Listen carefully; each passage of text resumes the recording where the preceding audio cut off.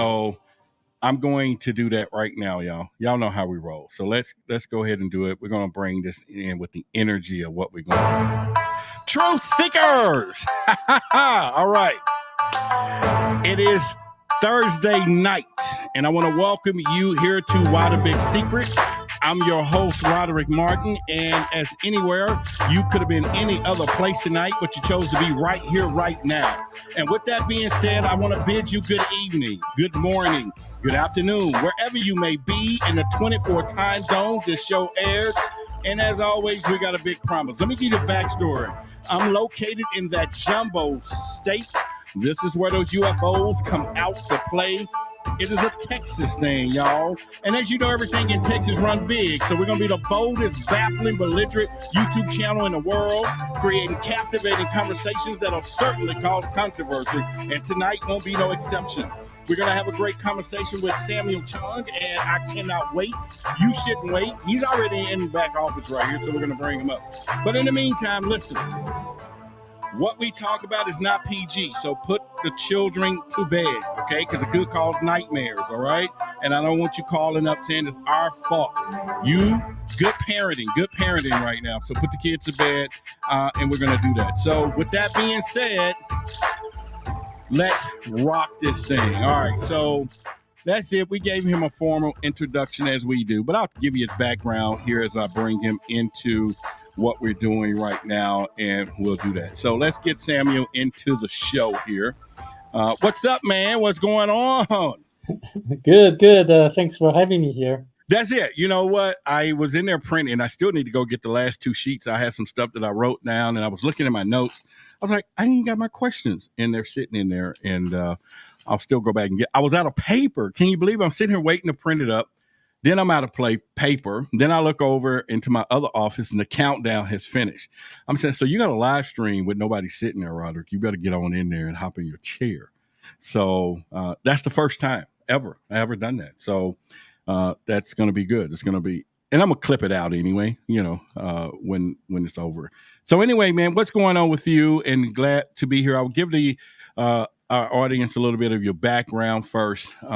If y'all did not know, you definitely going to find out tonight. This is Samuel Chong. And like I said, he is a certified court interpreter and Chinese translator. Okay. And he's very instrumental in arranging for the Chinese publication of, is that the Michael DeMarmic's book, right?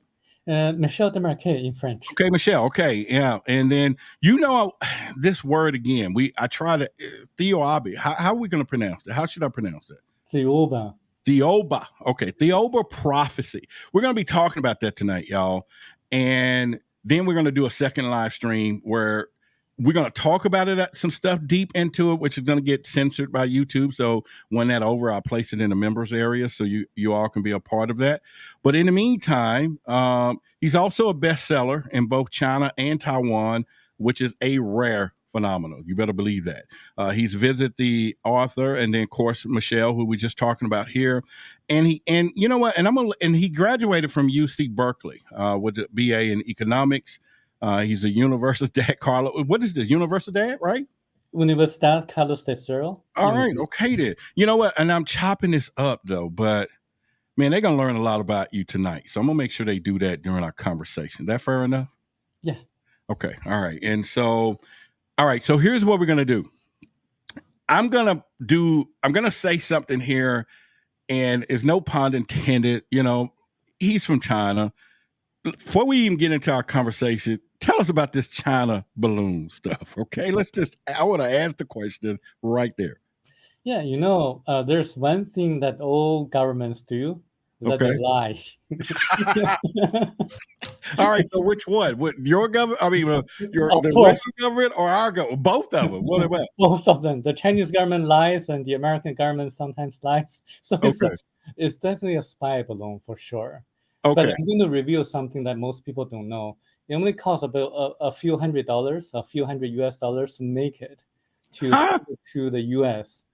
And if the U.S. government uses like a missile to shoot it down, that costs like a few $1,000s or tens of $1,000s.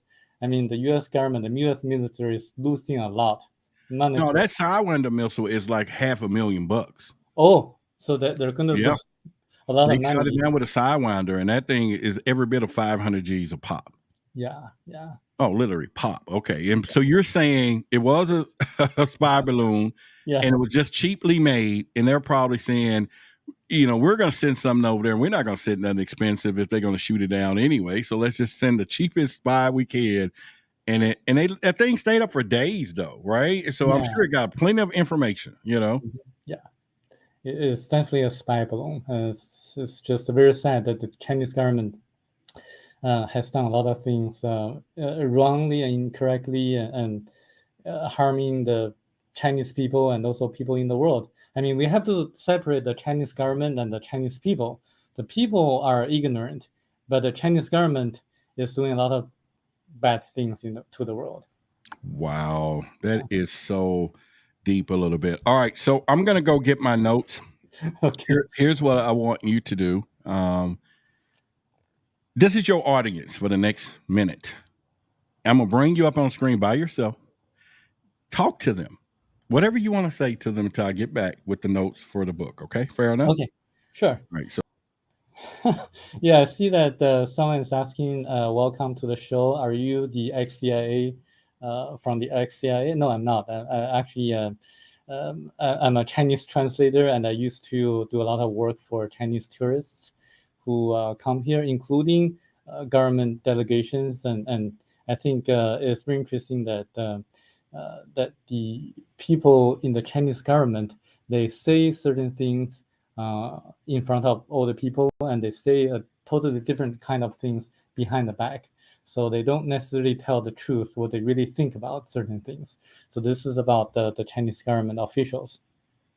Even though they kind of say a lot of bad things to the people in the U.S., they secretly send their children here to be educated.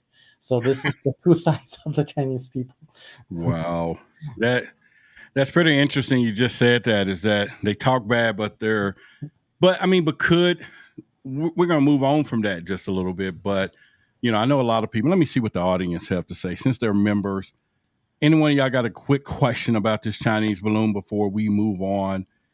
Somebody did say, why not shoot it down with bullets? But that's an American thing there, pretty much. So we'll get with that from there.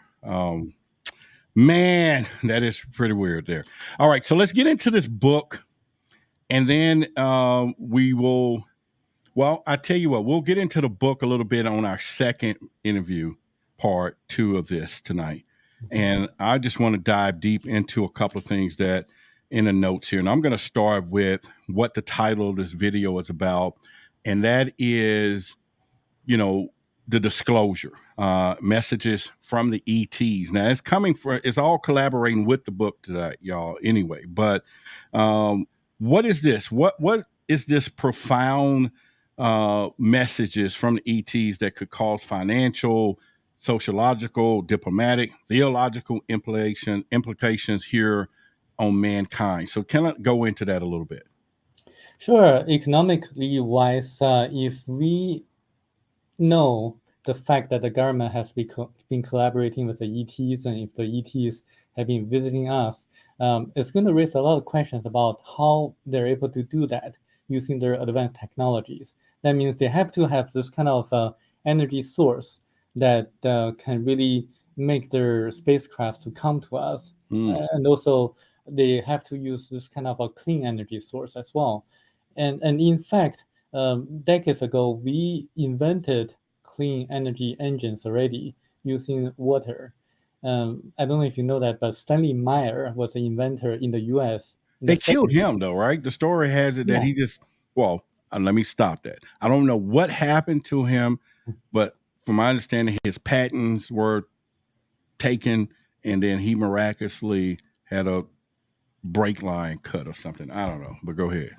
Yeah, so he invented a vehicle, a car that ran on water, that he was able to really, using a specific vibrational frequency, to split water molecules very efficiently so that he could use the hydrogen as an energy source. Also use a different kind of clean energy source to come here. So that's going to make a lot of the oil companies go bankrupt.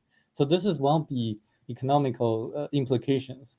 theological implications include how we are going to kind of reinterpret the Bible, what the Bible says, and who is Jesus and who is Christ. And what about Moses? Who led Moses out of Egypt? Who parted the Sea of Reeds? Not the Red Sea, but the Sea of Reeds. And also, who destructed the two cities, Sodom and Gomorrah? So these answers are going to be revealed in this book, Thiaoouba Prophecy. And also the ETs were heavily involved in the historical events that's recorded in the Bible.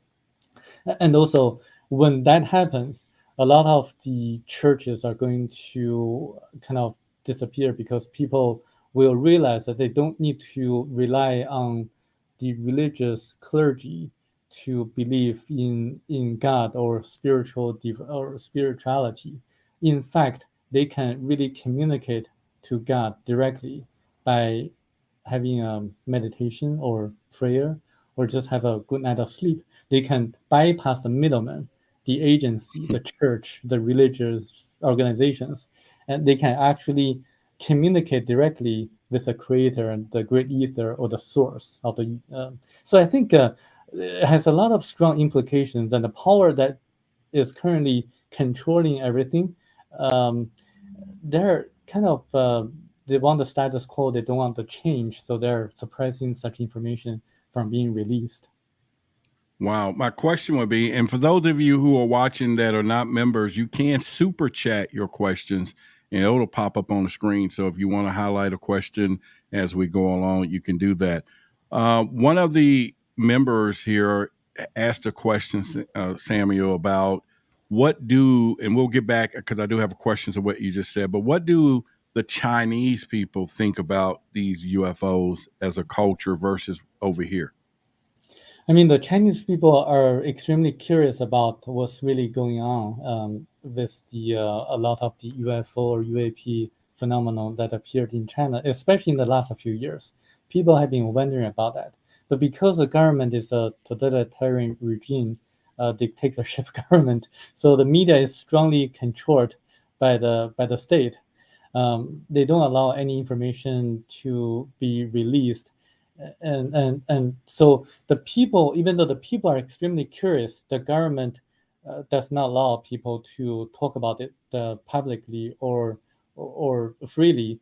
So the book Thiaoouba Prophecy had to be published as a science fiction in China, but people are becoming more awakened to the fact that there are ETs who visited us in the past and who have been visiting us currently and who will visit us and guide us in the future. So I think there's a grassroots movement in China that is trying to wake up right now. Wow. Yeah, because that's one of the things that I tell people all the time. This thing is huge. And I'm going to touch back on what you said, especially when it comes down to the energy source.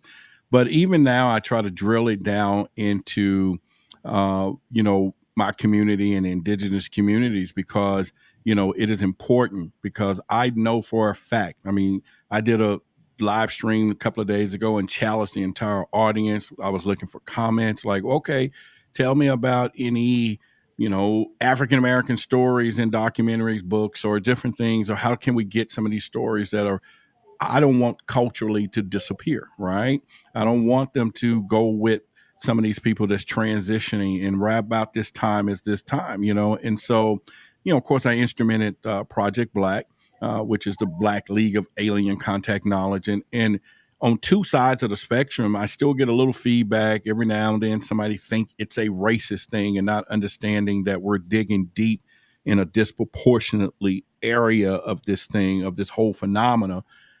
But then I am getting some people stepping forward that want to be a part of it. And I was getting phone calls today and I was like, wow, and I was like, yeah, I want to help you with this. We want to do this. And and I know you probably got some information. You might have seen some of my videos. What are your thoughts as you see me approach this particular area in this way? I think it's very important to empower the Black communities around the globe, not just the US, but also other countries as well, to become more aware of this ET phenomenon and also the root history. Ancient civilizations have a lot to do with Black communities and also yellow people as well, like Chinese and Japanese and Koreans. Yes. So in fact, we all came from different planets originally 1.35 million years ago, according to this book, Thiaoouba Prophecy. And Yeah. in fact, the first groups of people who came to Earth were the blacks and the yellows. The yellow people and the black people. The black people first landed in Australia. And so that's why the indigenous Australians were kind of blacks. And also the yellow people landed in southern Myanmar. So, and also there was a separatist group of the black people in the very beginning that went to Africa. So that started the black communities in Africa, and they had a kind of a series of events in which the clergy led the spiritual downfall of the people, and then the ETs intervened and led them to the right path of spiritual development. And actually, in fact, in Africa, in ancient times, after people became more aware of their spiritual development, a lot of people were able to develop their own psychic powers, such as levitation, communicating through telepathy. And this is actually, there's a lot of evidence about it. Like the African tribal people, they were able to communicate through telepathy about where they were, whereabouts of their people. So, so the black people and the yellow people, they have a very, very ancient history that's far more advanced than the Caucasians and the Jewish people, because the Caucasians came afterwards, and the Jewish people came the latest, about 12,000 years ago. So the book Thiaoouba Prophecy has a whole account of history of where we all came from originally. And actually, the yellows and the blacks originally lived on a different planet called Baccaratini, and because of the cooling down of the planet, and so when a planet cools down, the core cools down, it no longer can capture the atmosphere because it loses the electromagnetic forces. So they had to migrate to a younger planet of the same category. So they chose Earth. So that's how we got here. And after they arrived in Australia and southern Myanmar, they encountered a lot of issues in the adaptations. For example, the gravity was different, and also there were a lot of mosquitoes in Africa, and that caused a lot of issues like diseases and malaria, things like that. And the yellow people and black people helped each other out during their survival in the long history of the past. So there's a kind of a very interesting dynamic of the ancient history among the people, different people on Earth. So I think it's important to know that we are all created by God, the source. And when God created each one of us, is inserted a tiny portion of itself to each one of us, so that it can experience what we do, what we experience, what we learn spiritually. So when we think about that, so everyone was created equal and is created equal. So we are just brothers and sisters, and we are all together. And we shouldn't be swayed by the narratives of separation or segregation. I think we are all the same family, family of Earth. So we should grow together and help each other out. Man, I tell you what, I really appreciate that, and definitely will want you or invite you or plead with you to be part of Project Black with us, and so we can spread that word and share that knowledge that you just put there, because sometimes, I hadn't said it yet as far as to, even me treading the water with setting this whole thing up. And the last part was me to say, okay, y'all, I am finding evidence that, we're hearing even in ancient civilizations, there was black astronauts, or ancient aliens or aliens that were black, and you hear it in all these underlying stories, and it predate some of the other stories. And I'm like, really, if people really ready to hear some of this stuff, right? But I know we're going to have to do it. And that's one of the reasons with the logo itself, Project Black, I think, and we got some history behind it, but I have not really just told everybody yet, but we're going to reveal it. Let me see if there's the logo here. And the whole part was that alien is not gray on purpose. He's brown. And it's sitting right before everybody, but I hadn't really told him that alien is brown for a reason, and he got Egyptian werewolf for a reason, and he has a third eye for a reason. Yes. Yeah. And so I'm like, I'll spring it all out pretty soon. But behind the scenes, we've been working on that, just trying to make sure when it's time, this thing is going to be huge. And I never thought about global implications that you just said, more people all over. But that just let me know that, once again, but yes, I need your help. How about that? Yes, I will be glad to be help of anything that you ask for, and I'll become very involved in this because I'm trying to bridge the different cultures of people, and including the Black communities here in the U.S., also in Africa, and also in other countries. And I think we are all part of the same family. We should work together. Absolutely. All right, then. Y'all heard it? Well, that's how we're going to roll it. All right, so let's get back to the financial. I talk about this all the time, Samuel, and I tell people that, I use it jokingly. I'll say, well, you never seen a UFO stop for gas, right? and people be like, no. Well, what do you think if that secret gets out that they are not using gasoline to fly those crafts? And you're talking about the financial implications globally overnight. You're talking weeks that our whole financial system will just start crashing if free energy was put up on us, which at some point we hope that it does. But this is why the big secret keepers is what I call them, which whether it's the government, religious institutions, private contractors, whoever we want to put in that particular category, I call them big secret keepers. And the billionaires behind the big secret will not, no kind of way, let it out. And I think people thinking that, all right, disclosure is going to lead down that path. But I think disclosure is they're going to start battling between themselves. We're going to see the big ones, the private contractors, who are fiercely armed, just like our governments are. They got their own military forces, and it's just going to be a fight when the military decides to say, we want to come in your facility and retrieve your crash retrieval stuff, your secrets that you've been hiding and getting ahead. What do you think about that? Because there has been something in Congress this past week. I think I was reading that there is an amendment in there that they're pushing to say, wait a minute, if you are a contractor and you receive any money in any flow from this government that goes into your private programs or goes into your pocketbook to develop whatever you're doing, you got 6 months. I think they're saying they're going to have 6 months to 3 months or 6 months to tell them about it. And then another few months saying, bring the evidence forward. What do you think is going to have you heard anything about that? You've heard of that. Actually, I'm interning with Daniel Sheehan, the counsel for the Disclosure Project. Okay. Dr. Stephen Greer. And I think it's gradually opening up and disclosing the information that has been concealed over the last few decades.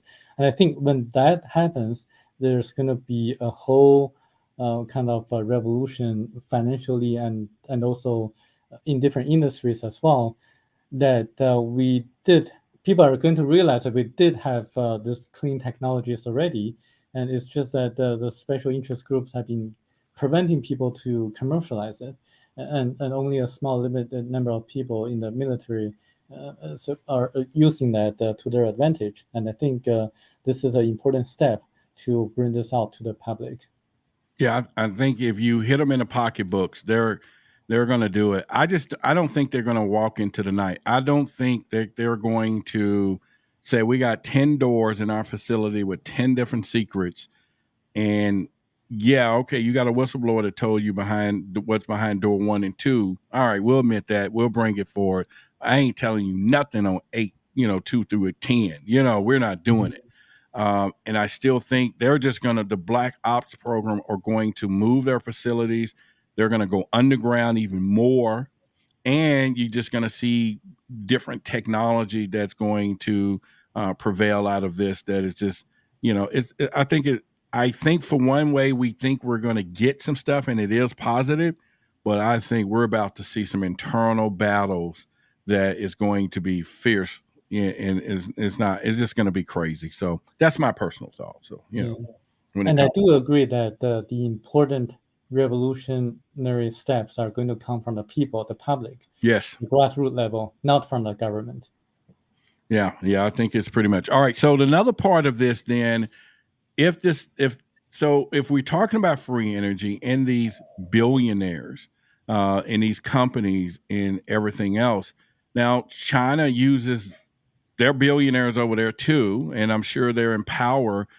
Would they all come together, all the billionaires, and say, we just got to block this disclosure? We do not want free energy out on the market, regardless. I mean, in a sense, I know the Chinese billionaires are extremely selfish and narrow-minded, and I think the U.S. Billionaires are more kind of towards this kind of agenda mindset. So the Chinese billionaires are going to follow the American billionaires to their agenda. So I think the real changes will come from the people.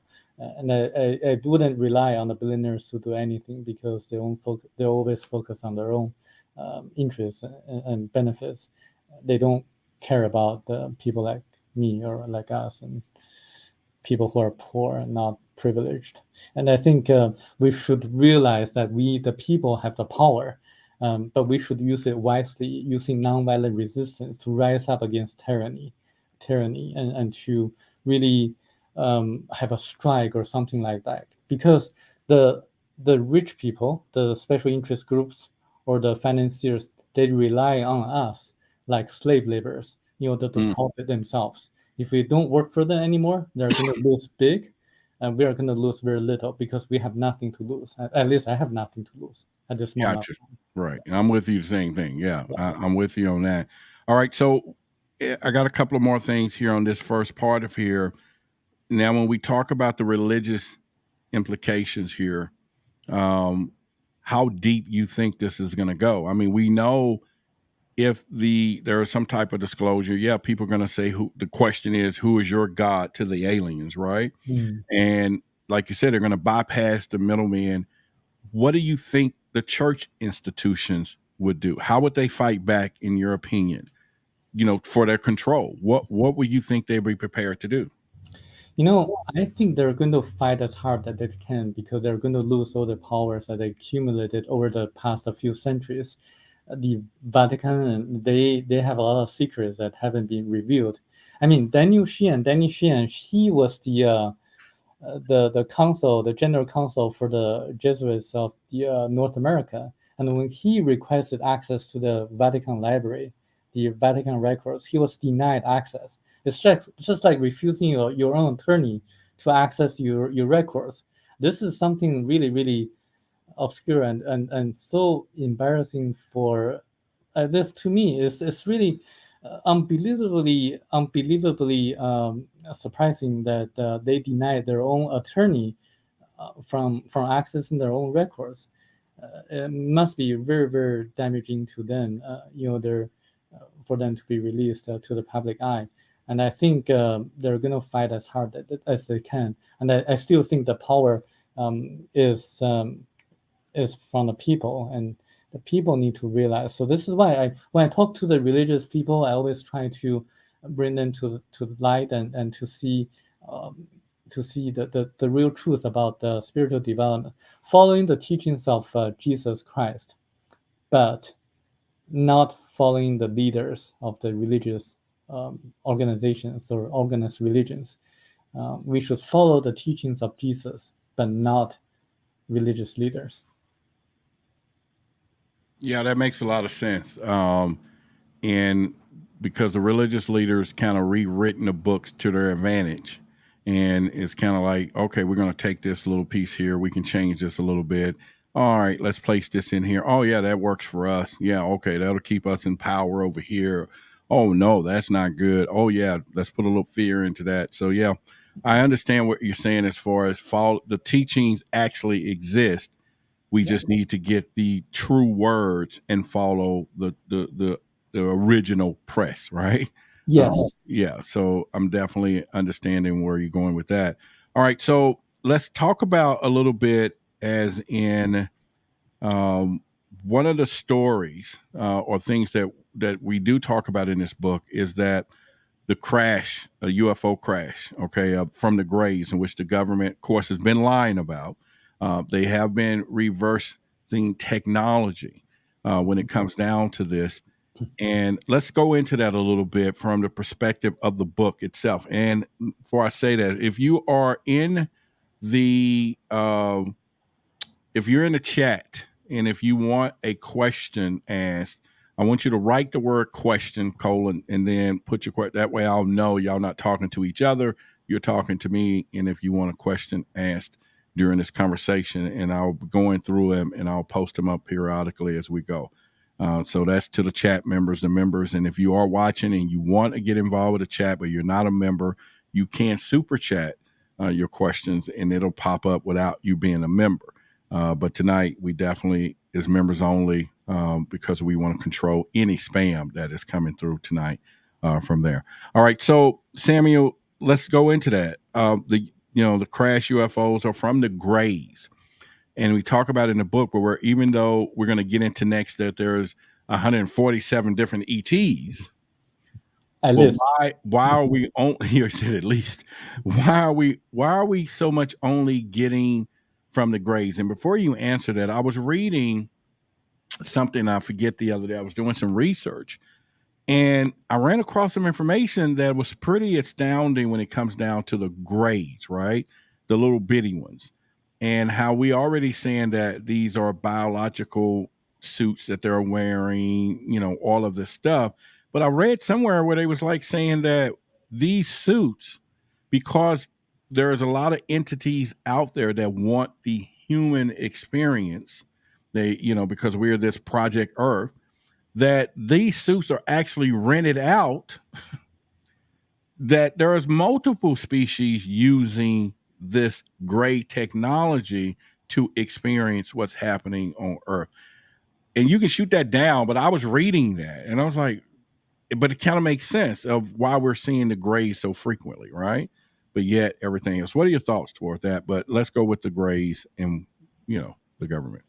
I mean, the Greys have been working with the U.S. government for a long time because their spacecraft crashed on Earth. So my perspective is that if their spacecraft crashed a long time ago, that means that their technologies were not that far advanced.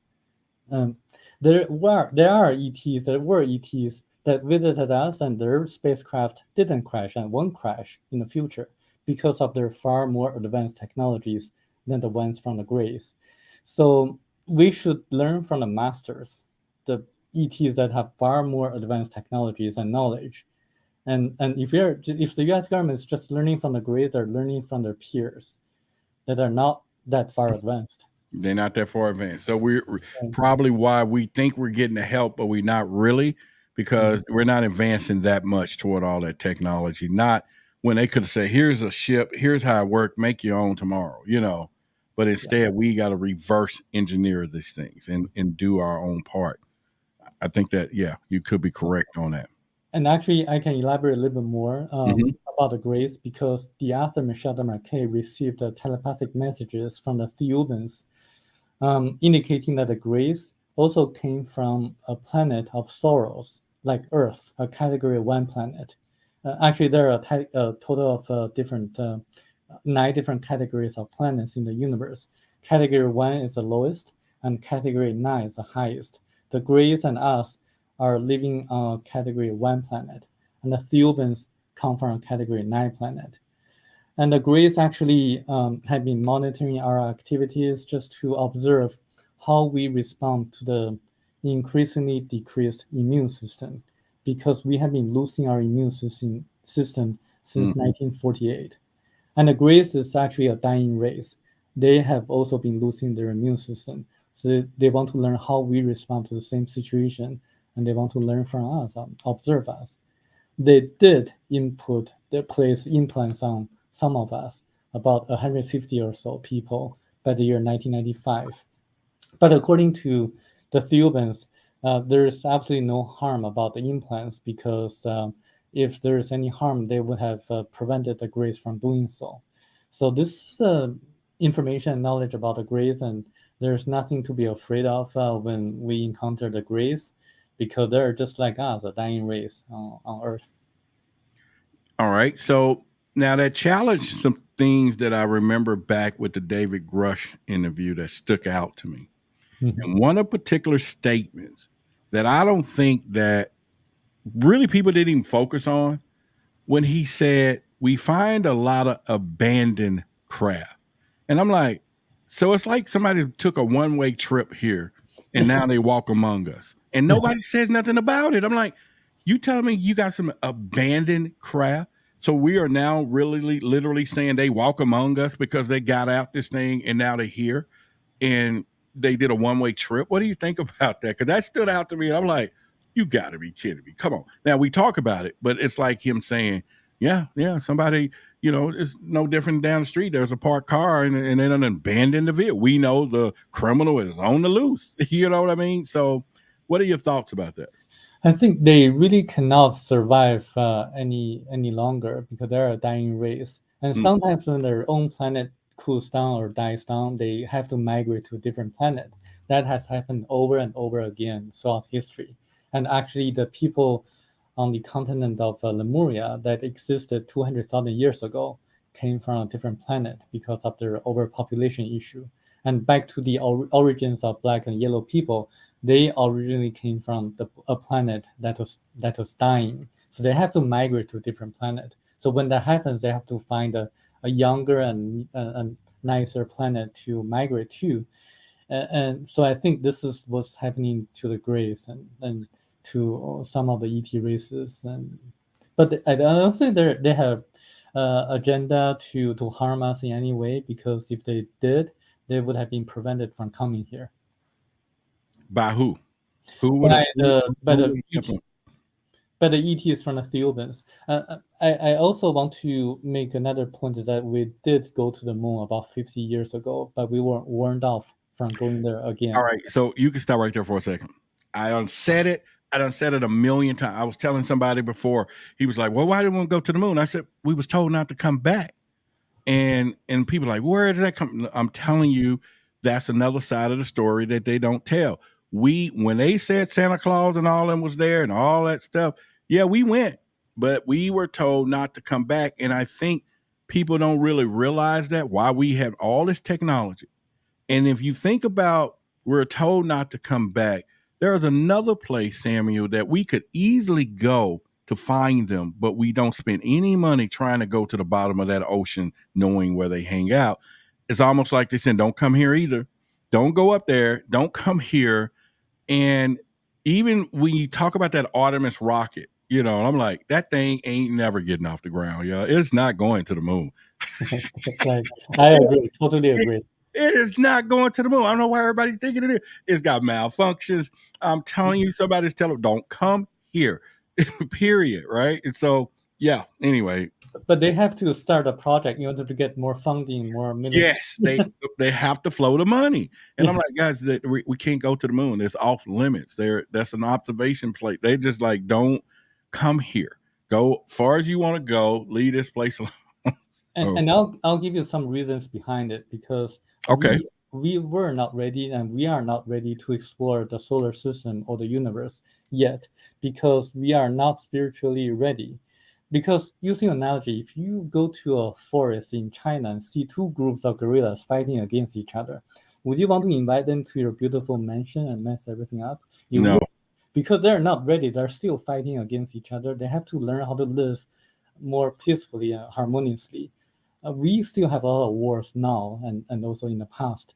So we have to advance spiritually sufficiently to a level that they feel comfortable in order to allow us to explore the moon, the far side of the moon, which indeed there are artificial structures or alien ET bases over there, as written in the book Thiaoouba Prophecy. And it explains who built it and for what purposes. So it's really something that I should encourage people to look into, because it answers a lot of the mysteries that people have been discussing about the ET bases on the far side of the moon, the back side of the moon, whether there were lives on Mars. Indeed, yes, 1.3 million years ago, there were people on Mars, but Mars cooled down and became a dead planet. So it's very interesting that people are now discovering evidence of life on Mars long time ago. So, what is your thoughts then, Samuel? If you're saying a planet is cooling down, but we're now getting messages that we're warming up. Oh, so you know what I mean? Yeah, there are different concepts. A planet cools down. What I meant was that the core of the planet cools down. So when the core of the planet cools down, it can no longer have the electromagnetic energy or shields that can capture the atmosphere.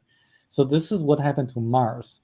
When the core cooled down, it lost its electromagnetic forces that captured the atmosphere. So without the atmosphere, there's no oxygen, and the planet became a desert planet.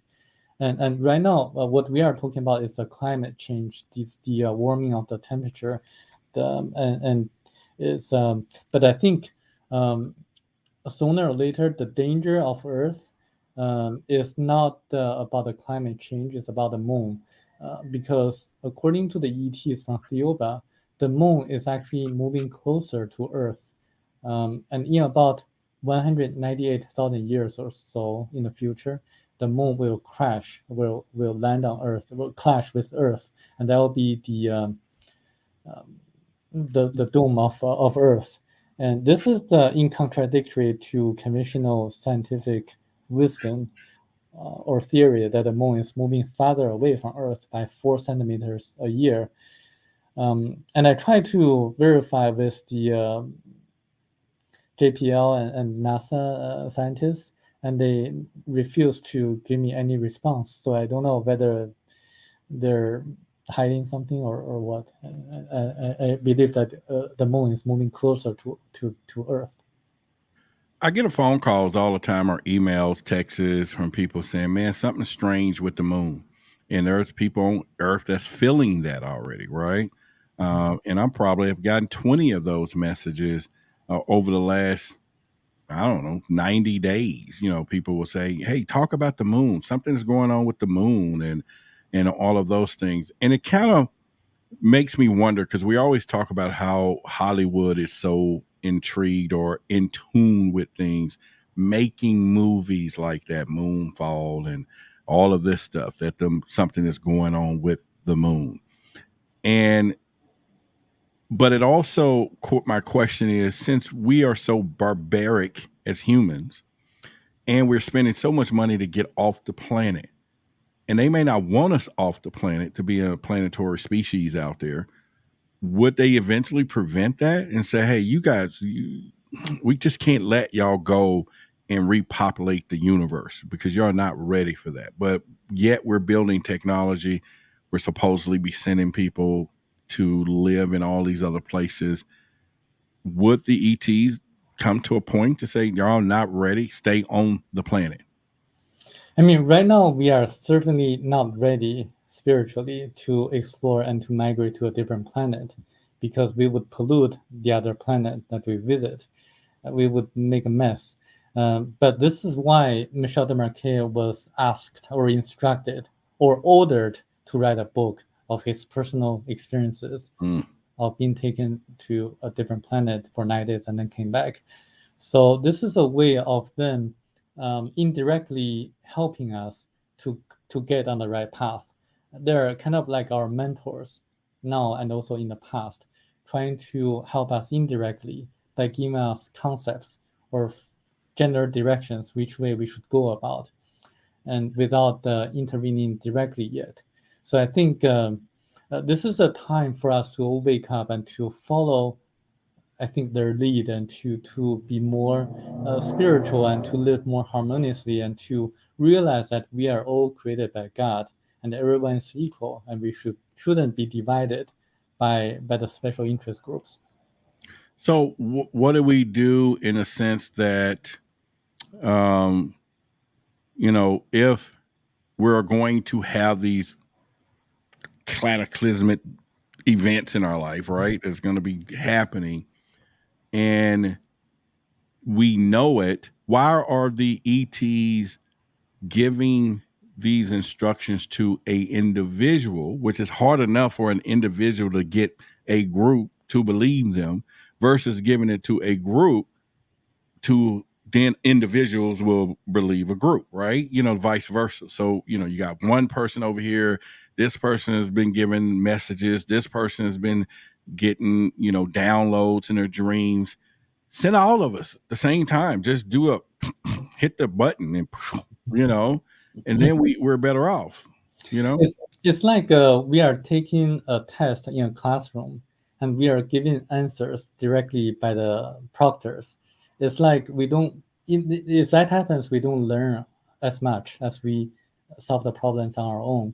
So we have to really have the struggling process to solve the issues, the challenges that we encounter in our lifetime in order to grow, to learn the lessons. So if a good parent knows the principles of education, he or she would give the general principles to their children and not to give the answers directly, not to serve the meal on the plate.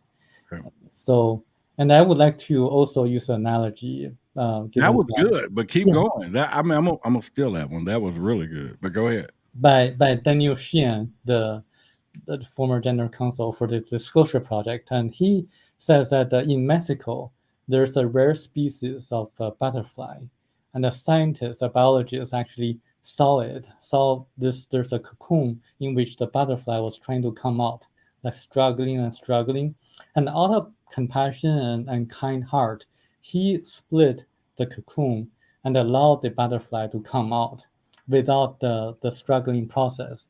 It turns out that the butterfly couldn't fly because it had to go through the struggling processes on its own in order to be able to fly. So similarly, we have to do the same thing here on Earth. Okay, I could deal with that. All right, so the struggle of the butterfly trying to get out will inadvertently build the strength that he needs to fly in the first place, and now you bypass that by just opening it up. And a little dog in there is having a field day. You hear him? He's going to be in trouble. I'm going to say this live on the air. He is going to get a anti-barking collar really soon. Tonight I'm going to get one from Amazon, and he's going to feel the process of barking during the live stream. He's going to, he's free to bark any other time, but this one moment is all mine, and he's not understanding that right now. So, all right. So having said that, and we were just kind of hitting on the fact that the grays.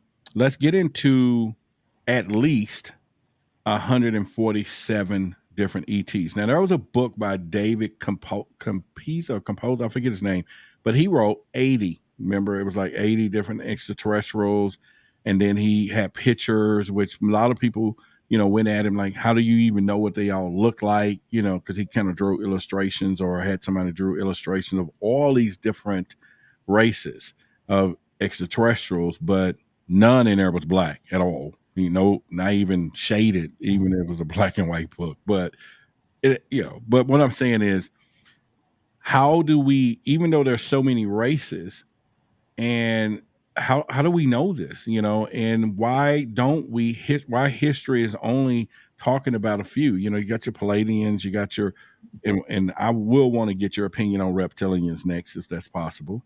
But at this point, we only hear a handful, and then you hear the Galactic Federation, and then you got personal. And I'm just going all over the place here. We got wars, we got all this stuff happening. It should be like a Star Wars movie. We should have a walk into a bar and we see all of these different creatures and they're having a drink. Why we don't see that right now? Well, they have been visiting us as observers. They don't intervene. They don't show up because their role is not to intervene or appear in front of us. Mm-hmm. They're only observing how we respond to certain situations. The reason I say at least 147 different species of ETs in our Milky Way galaxy was that when Michel Desmarquet was on their planet, Thiaoouba, he saw at least 47 different corpses floating in a golden doko, a golden structure. Those people were kind of significant people who had significant roles on different planets. And he actually saw the corpse of Jesus Christ. And because Jesus Christ, if you read the book, you're going to know that people read the book, they're going to know that was actually sent by the ETs to help us to learn the principles of spirituality and the concept of reincarnation through his resurrection on the cross. But somehow the reincarnation, the concept of reincarnation was later removed from the Bible by the Catholic Church councils. So that planet, Thiaoouba, was one of the 3 Category 9 planets in our Milky Way galaxy. So 147 times 3, so at least there will be about 500 different ETs in our Milky Way galaxy alone. And that's going to, and there are different races as well, different colors as well, like black, yellow, and some of them appear to be lightish green and pale blue or something like that. But according to the Thiaoubans, who look like Nordic people, but they're giants, like 9 or 10 feet tall, they say that the black race is a very beautiful race. And this actually engraved in my mind, is that people should realize that we are all created by God, and we all adapt to the different environments of a specific planet. So that's why we look a little bit differently. And so there are different races, but I don't know why people imagine that the Federation or what other kind of community or space aliens, they're all kind of a specific color, and that's not right. I mean, we have so many different planets. So are the colors of the skin, and also different races as well. And I think, and speaking of the reptilians, I'll just mention that I don't think they exist. And I got some verification or testimony. I mean, now that's the biggest, story in the history of all of this stuff. The reptilians are ruling it all. They're the one who are behind everything. So I don't know who invented this idea of reptilians ruling everything. I think it got to be a science fiction because, I also translated a different book written by the former chair of the Illuminati. The title of the book is 334 thousandth, the 1,000th lies, LIES. So it details how he was able to become the leader of the Illuminati, the highest degree chair, and how they were able to use a different form of astrology to predict future events, and how they mind control, influence the actions of politicians, and how they perform different psychic magics or powers. So this is a very interesting book. And there's a corroborating evidence by a Dutch banker called Ronald Bernard. So when Ronald Bernard was asked about his opinion on the reptilians, he said he didn't believe they existed because the high degree chair or high degree members of the Illuminati have such high psychic powers. They're able to do a lot of mind control and forming illusions, projecting illusions, and also killing people just using their power of the mind.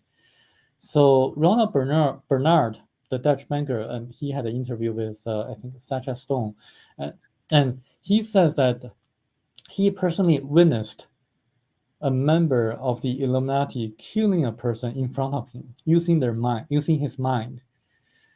So people, I think, imagine that they must be the reptilians, but they are not. They're just human beings having high psychic powers.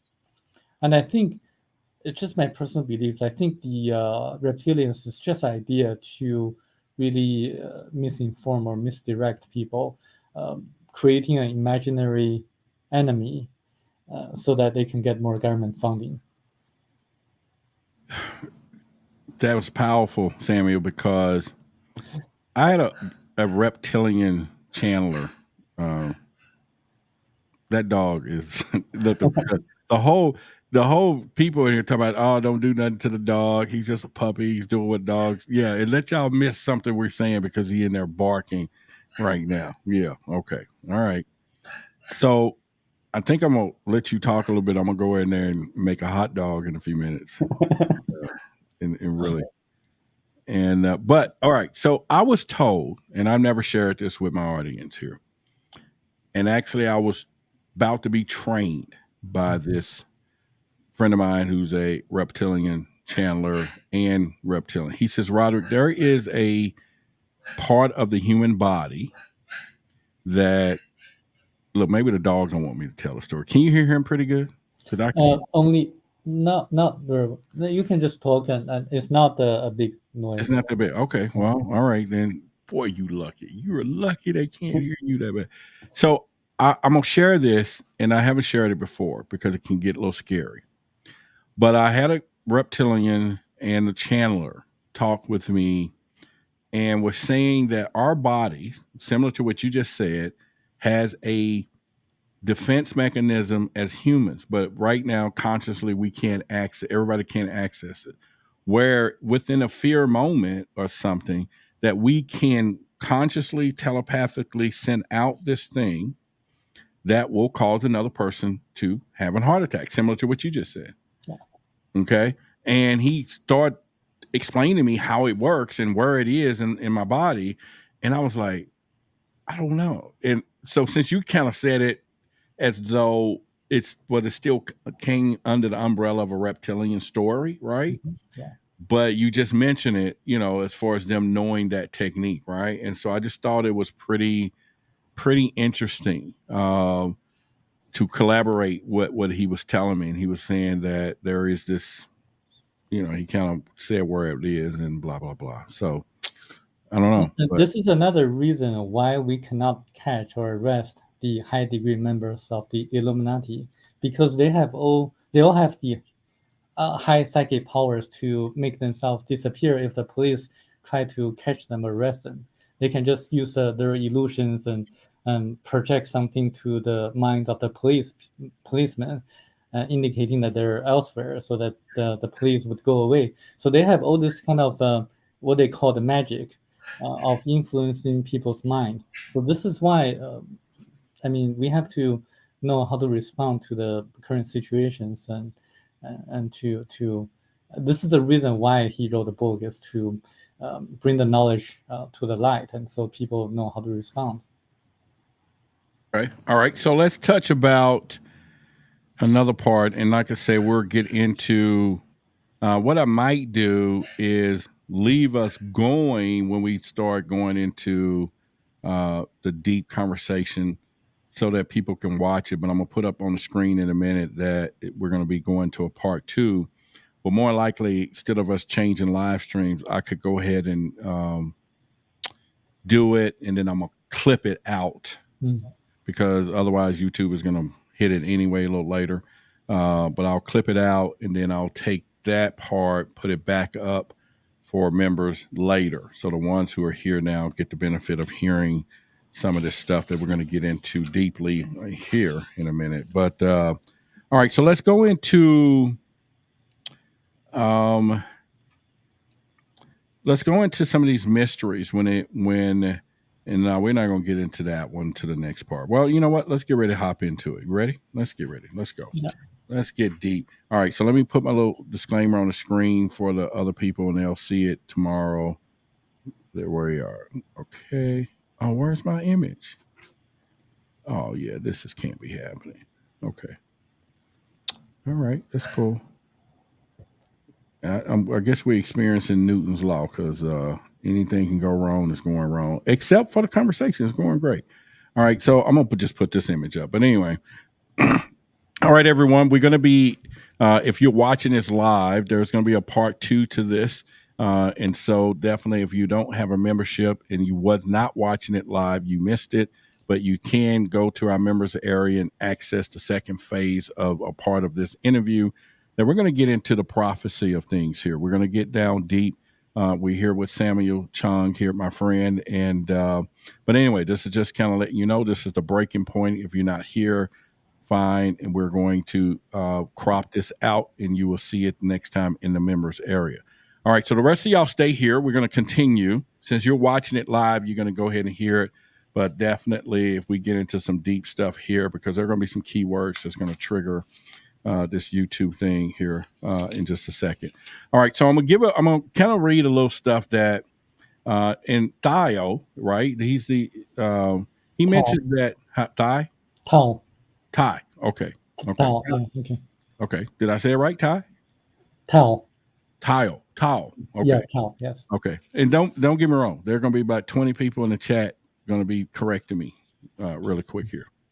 All right. So Tao mentions that they made the right choice in selecting. I'm going through some notes that I put here, and they were saying the first reason is that they kind of use the protagonist need to further instructions before proceeding.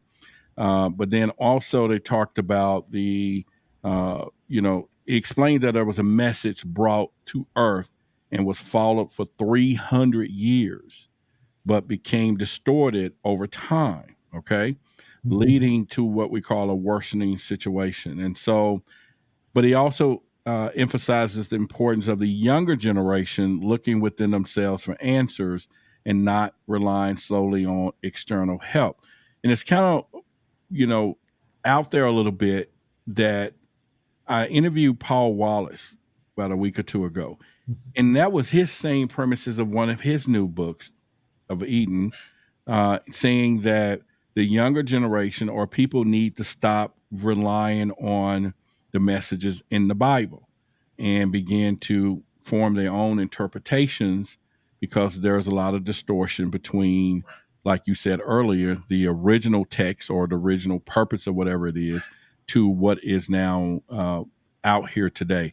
So let's go into this. First of all, what do you think inspired him to write this book first? And especially when you're talking about these extraordinary experiences.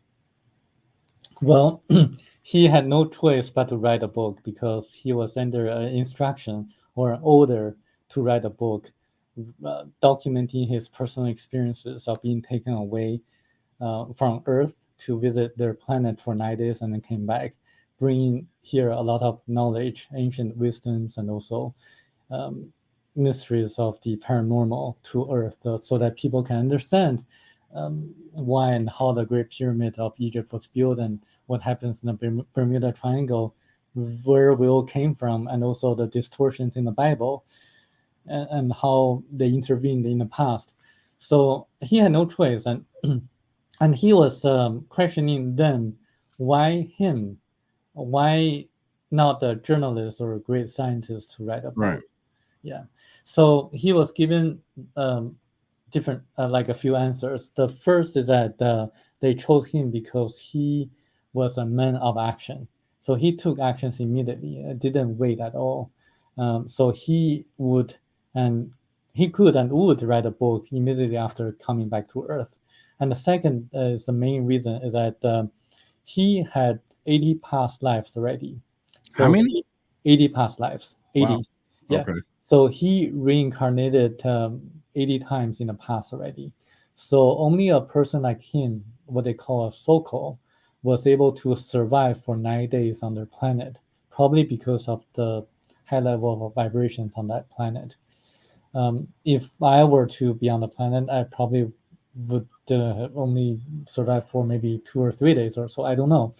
But he would be able to survive for 9 days. So that's why they chose him, because the number 9 is a universal number, and 9 times 9 is 81. So once a person has 81 past lives or reincarnations, that brings to a cycle of reincarnation, so that he would move up the ladder and go to a higher degree of a planet. And the third reason, which I think is also important, is that he was a landscaper, a farmer in Australia, a French Australian, who didn't have any preconceived notions, presuppositions. So if they invited like a ufologist or maybe a famous scientist to their planet, is like the narrative or the description wouldn't be as objective as Michel de Marquet would be, because Michel de Marquet was just like a blank piece of paper to write on. He didn't have any agendas at all. So I think this is another reason they chose him instead of someone famous. So why would I think, and this is my thoughts here, I think it's a good idea that people don't know that we have this reincarnation thing happening. Because now you might get some people out here that live lawlessly. I mean, I know it doesn't stop a lot of crazy people from doing stuff anyway, but imagine somebody says, well, you know what, I'm tired of this one. I'm checking out. I'll be back. Or now you ain't got but two left. You better live life to the fullest, right? Mm-hmm. So but when you think about this and knowing this, and then there's people who get regression therapy, they kind of know that they've lived different lives. So what's the challenge with that on a religious component, though, if people start to figure out that you're going to come back? And so therefore, if this was not working for you, you're going to come back, check out. I mean, what's the restraints from that? I mean, it's really the person's own free will whether to live the fullest or not. For me, I really want to move up the ladder as fast as possible, because if I learn as many spiritual lessons as possible in this lifetime, I would send a feedback or experiences to my higher self, and then I would maybe in my next reincarnation, I would live on a second category 2 planet, which I would have a better kind of physical appearance and longevity, and also things like that. So until we move up to a category 9 planet, we don't go to the source, the creator of the universe. So after we move up the ladder to a category 9 planet, we can rejoin the creator of the universe, and we can become omnipotent. Like, we can do everything we want and experience everything, which is really, really a wonderful experience. But until that happens, we have to really accumulate experiences and feelings and lessons through the challenges we will face in the lifetime. So I say to the people, especially during the pandemic period, don't get discouraged. This is just a lesson, a very valuable lesson that we need to take and to learn and to gain spiritual lessons. So it really depends on how we respond to the life challenges. And I think life is just like a contract. Before we were born or reincarnate to this lifetime, we sign a contract. And then our memory is erased. And then, so we don't know what happened to the contract, but we need to take the lesson, the life preciously and seriously, and to live the fullest. Wow. All right. So I got a couple of questions here. So I can see. So far, I see two here. All right. So let's go with. All right. I got a question from Jen. She said, "If the reptilian race does not exist, why do the Terra papers mention an entire race of reptilians that have taken over this galaxy?" I don't know anything about the Terra papers, but I since I was young, I read so many sci-fi stories, and they all make very good money, and because people are drawn to the negative possibilities. I used to be very scared about all the cattle mutilations and things like that, because it's the fear of the unknown. And now I know what it is, what they are. I don't have the fear anymore. So you know what the cattle mutilation is about? Yeah. We're gonna get to that next, but go ahead. Okay, so it's the fear of the unknown that makes a lot of money. So if you read the newspaper and the media, and they all create sensational stories like the murders and the fires and causing so many deaths and the violence, and because they make money.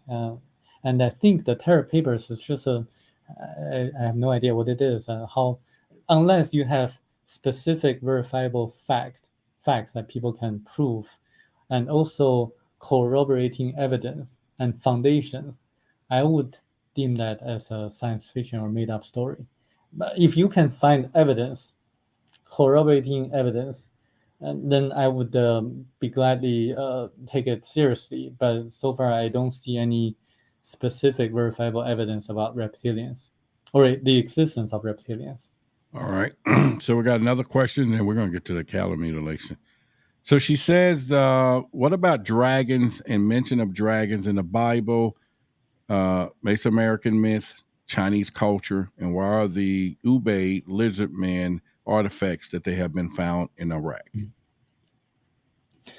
For the dragons, I think this is a very interesting, important Chinese legend, and actually there's some in the Chinese legends. Dragons also always fly in the sky like flying dragons, and they have fires or chariots of fire, and this is actually written in the book Thiaoouba Prophecy. When the Lemurians, when the people from the planet Arimo X3 trying to migrate their people to Earth, they encountered the Chinese people on the continent of Lemuria, and they had a small war.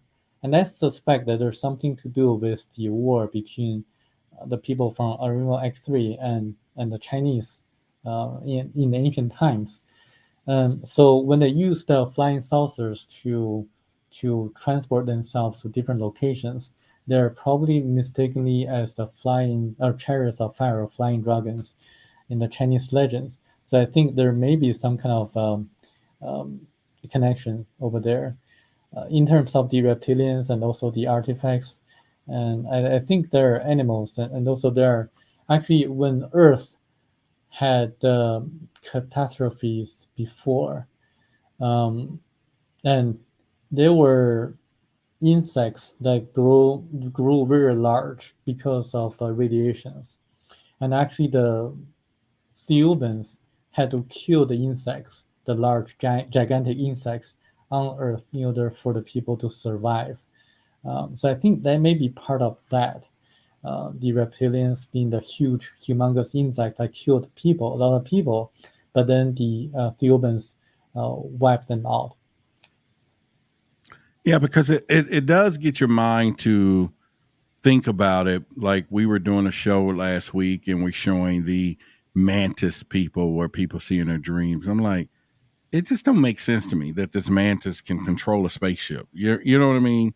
Yeah. We have to be something in our minds is saying, and then we have the bird people, the different ones. And I know people have their experiences. I do know people see avians, they see the reptilians, they see the fish, or all of these different things. And so that could be the myth side about it. And I'm not saying that I don't believe or do believe all of those, but it does make sense to me to say, well, I mean, it gets me curious at least to say, well, someone said I saw a mantis being, and then the challenge is how much have it evolved when I see one out here on the fence, sitting there, right? And how much intelligence does it have? And is it going to now control a spacecraft? You get what I'm saying? So Yeah. even when we get down to Bigfoot, my theory or hypothesis about Bigfoot is he's a pet, and maybe he's a pet that the spacecrafts are carrying around. And then when they park in the woods, just like I let him out in a little bit to go in the back to use the restroom. It's probably why the reports always say they smell this stench whenever, and the tracks disappear out of nowhere, or they seen some light. No different if I let my dog out in the darkness right now, which it is dark. But if I open the door and you way down the street, you're just going to see a light, and that creature is going to disappear if you tracking his footprints because he's now back into the house or the craft and I left. It's because I just don't believe in Chewbacca flying a plane, right? So, or I can't say believe it, just don't do that. But let's get back to your theory or your thoughts on cattle mutilations. Now, of course, using this term is going to fade this video on YouTube. So, but we already know we're going to cut that part out. So, let me think about this. We know in cattle mutilations, they always report number one, no like surgically removed body parts, number one. No blood is found. And then at this other point, no animal tracks. But the most astonishing part of this is we're talking 800 pounds of beef, 1,000 pounds of beef sitting there, and no animals is touching this thing. No flies. Nobody won't have nothing to do with this carcass that's sitting there. And then most often we see, or they have these marks, or could be radiation or whatever, burns or whatever around them.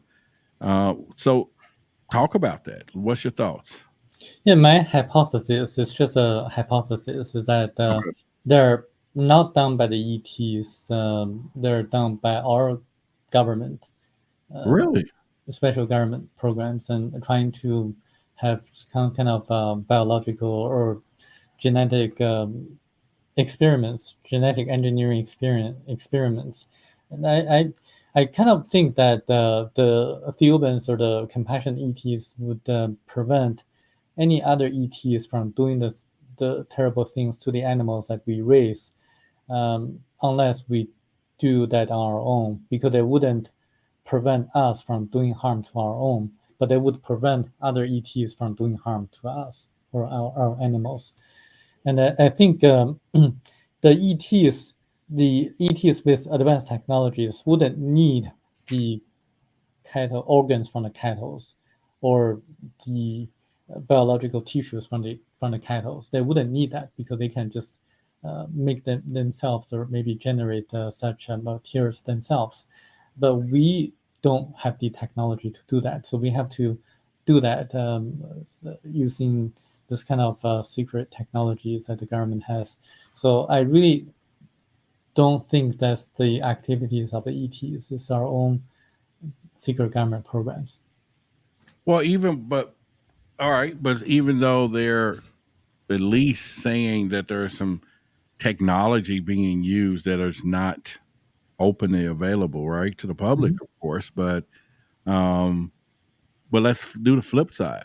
Why wouldn't it be our ETs? And they could be studying us, and the question would be why. Why cows? Why are they moving the anuses and the these body part, the eyes, and skin around? Because they all seem to be the same, that they're removing some of these same parts from that. But why would our government need to? I mean, cow is like low hanging fruit. They can just raise some somewhere and just do it without the stigma of a cattle mutilation. You know what I mean? Mm-hmm. I mean, theoretically, the ETs could do the same thing, just to raise the cows in a different location without people knowing. And I think the government probably has the technology to do that, and much cheaply and more effectively to just do the mutilation. And I'm very doubtful that the ETs would do that, such a thing to the animals on Earth, unless this is the government doing that.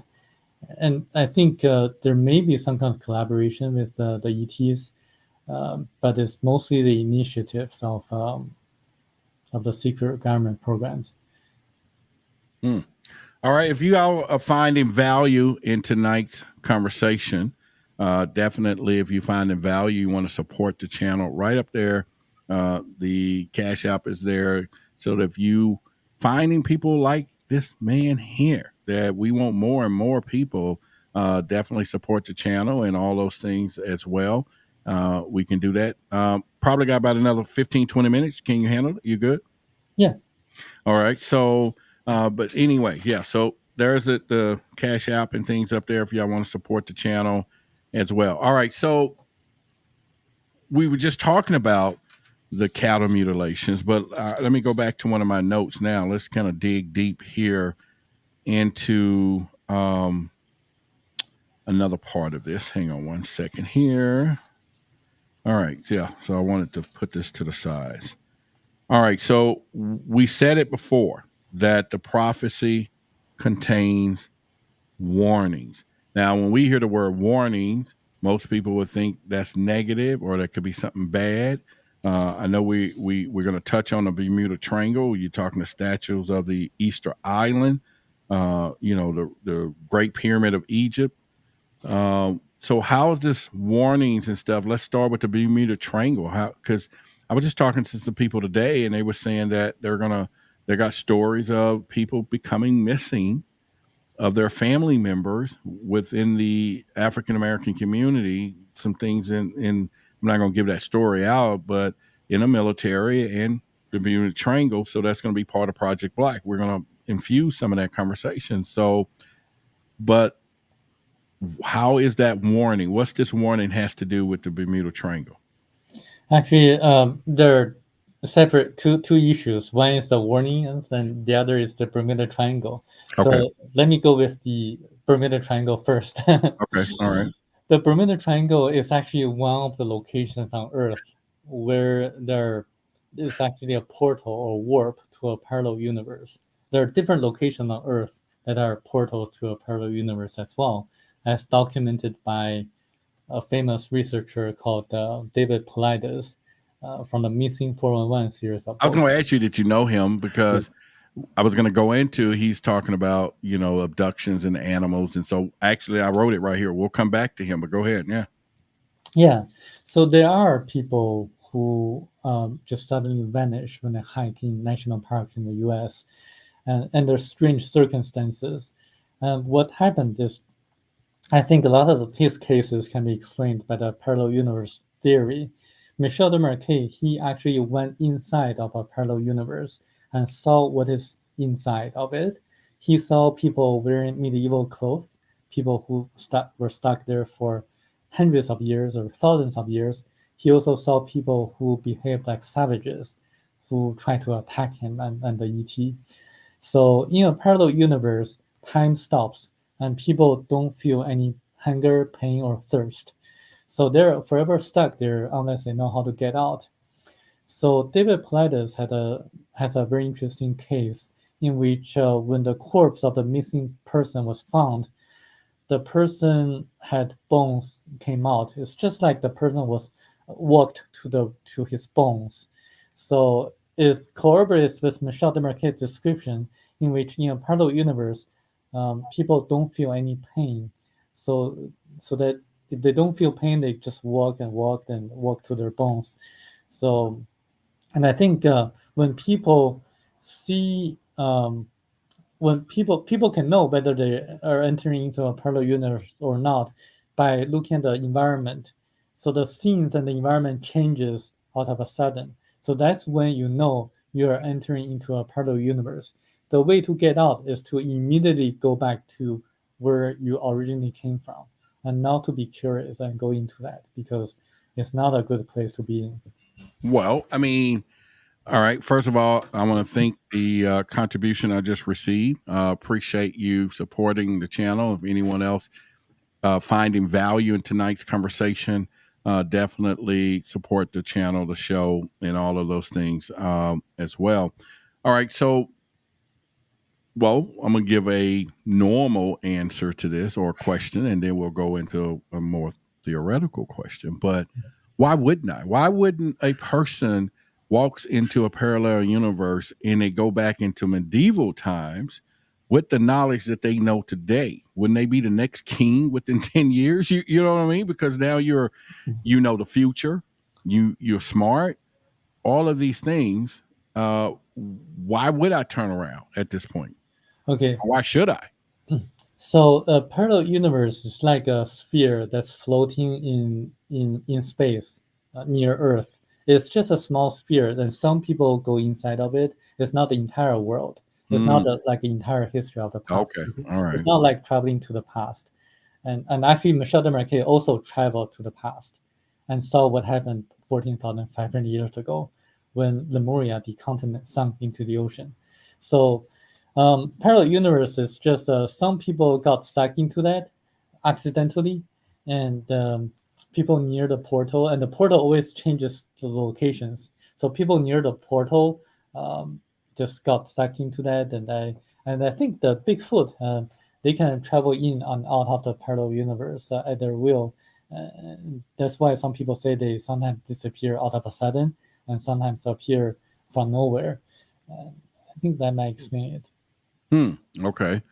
All right. So it's not exactly a timeline of events. In other words, you're going to go meet your younger self, or you're going to travel to New York. Now you're going to go visit Texas because you walked through this Stargate. I mean, well, can we align it up with like a Stargate though?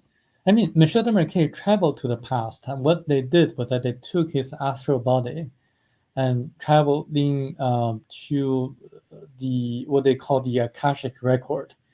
And what it described the Akashic record is that when a planet is formed, everything is recorded, and by a cocoon that rotates around the planet at the speed 7 times the speed of light. So since everything is recorded, and they took Michel de Marquet to the ancient past, and what he saw was like a holographic film in which he was able to witness and experience everything that happened in the past, but he wasn't able to intervene or interfere with their activities. So he was going there as an observer, and seeing everything presented to him holographically. Wow, man, that is like really. It's almost like we have so many things going on, Samuel. I mean, it's like we can't. It's like when someone says, "Hey, I know this, this, and this," or it's just so many moving parts. It is really so many moving parts. Although we're asphyxiated with aliens and extraterrestrials, when right in front of us, we probably got all kind of dimensions and things that are happening. Because there was a movie, I think it was called something Time or whatever. I'm not for sure, but they were going back into the past, but they would only go back to one Pacific area, Castle Guard, if I'm not for sure the movie, but and they just kept going back there. But then they had these little buttons that they can bring themselves back, and it's almost like they wasn't really time travelers. But the funny part about this was they were studying people of the past, but then found a gateway to the past, and come to find out that the people they were studying in the past happened to be themselves. Because they were going through, yeah. So yes, Michel de Marquet actually saw his past when Okay. he was All right. living in the past. So we have our physical body, we also have our astral body. When they took his astral body to the past, he had this kind of like affiliation or a fiction, like kind of a close kind of a feeling to a person in the past because of the same vibrations of the astral body that he had with the person in the past. So because of they have the same vibrations, he felt that he was that person that lived in the past, even though that person had a different appearance with him because he lived in a different body in the past, past reincarnation. So that's what happened. But he was able to feel everything and experience everything of all the people that were living in the ancient past. What are your take on when this comes down to psychics? What are your thoughts there? Yes, authentic psychics can go to the past You said with authentic. extreme, Okay. All right. yes, with extreme accuracy. Okay. Because some people can and did access the Akashic record. And in terms of predicting the future, I think they can predict like more likely what's going to happen in the future, but not to a 100% accuracy because the future depends on our actions. I'll give you an analogy. It's like we are watching ants like on the ground and walking to the front. And we, being a three-dimensional being, we can see what's in front of them, like the stones and small rivers, but they do not because they live in a two-dimensional world, basically, so to speak.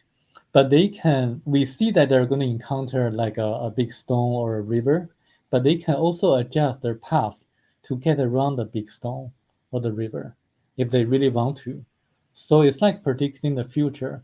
We can see more likely what's going to happen in the future, but we can also change the direction of our path to change the future for the better.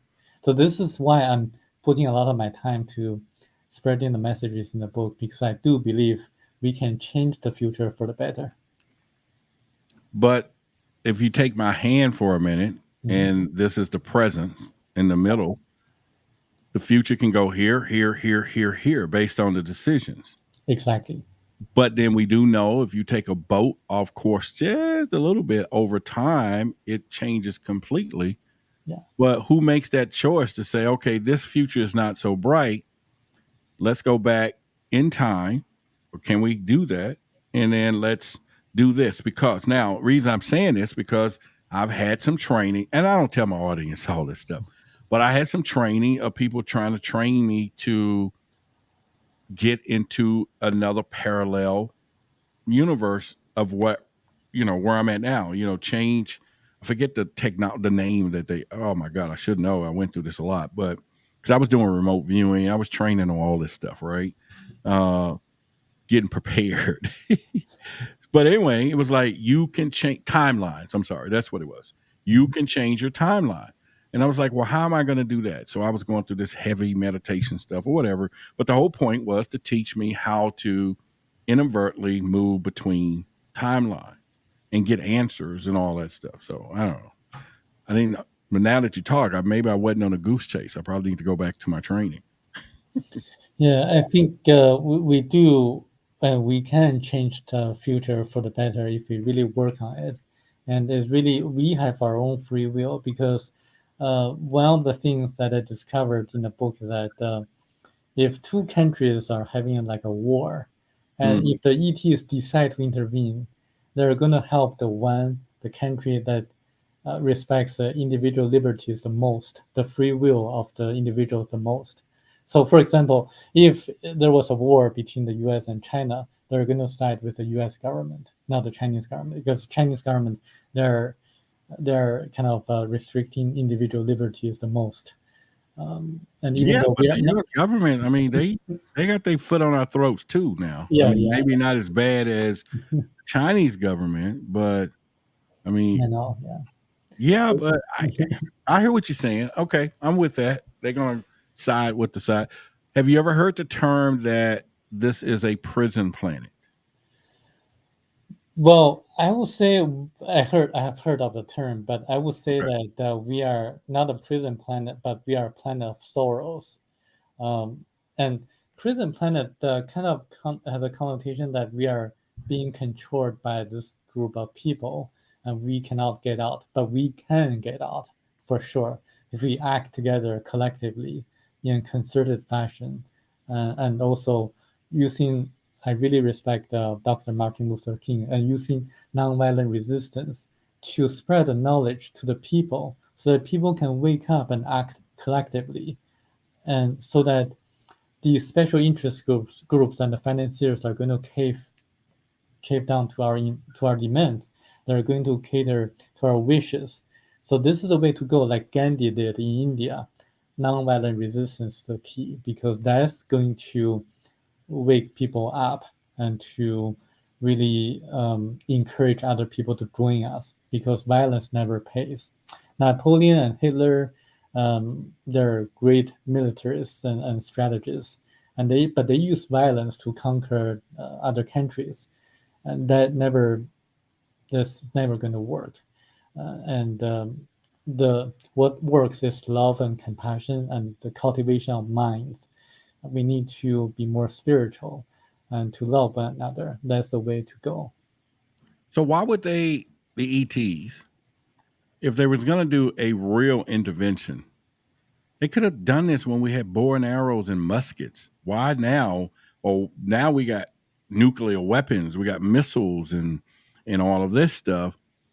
Why allow the civilization to advance in this area as opposed to course, we know we're trying to get them to advance in love. So do they feel that one day we're going to evolve and say, all right, just everybody go and stockpile all the nuclear weapons, and then some foolish person going to say, just blow them all up, burn them up, and then that one stockpile knock us all out anyway. But why wouldn't they intervene at a time when it could have been a easier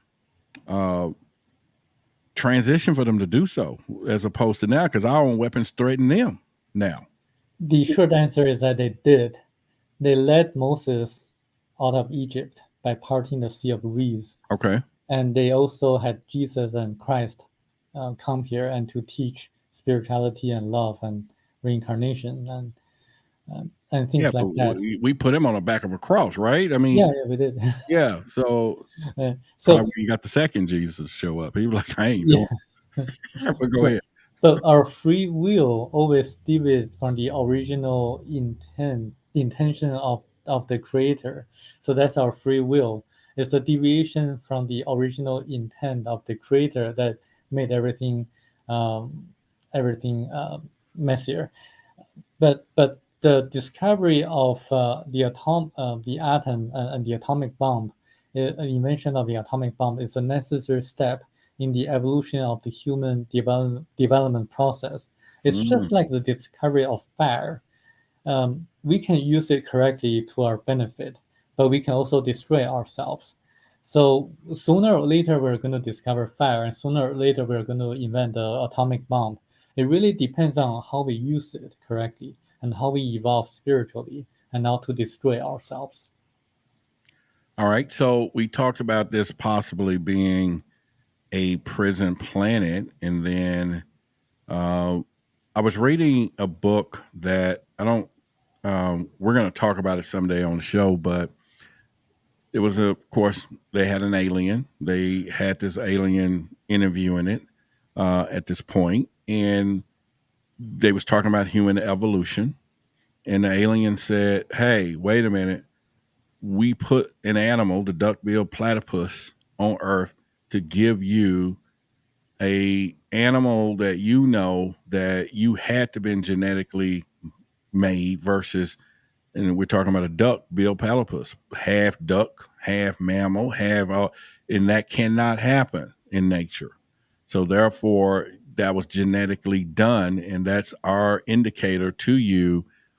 Because, let's say we evolved from apes or Homo sapiens, or, or we can go all the way back to, I forget what I'm looking for. But anyway, we can go all the way back to all these prehistoric type of beings, but yet the apes are still here. So if we evolved from apes, they're still here. They're not involved. How's that not happening, right? And so what are your thoughts on that, where the alien was telling us that we were genetically modified and now we got these animals? Because I believe there's some type of blueprint.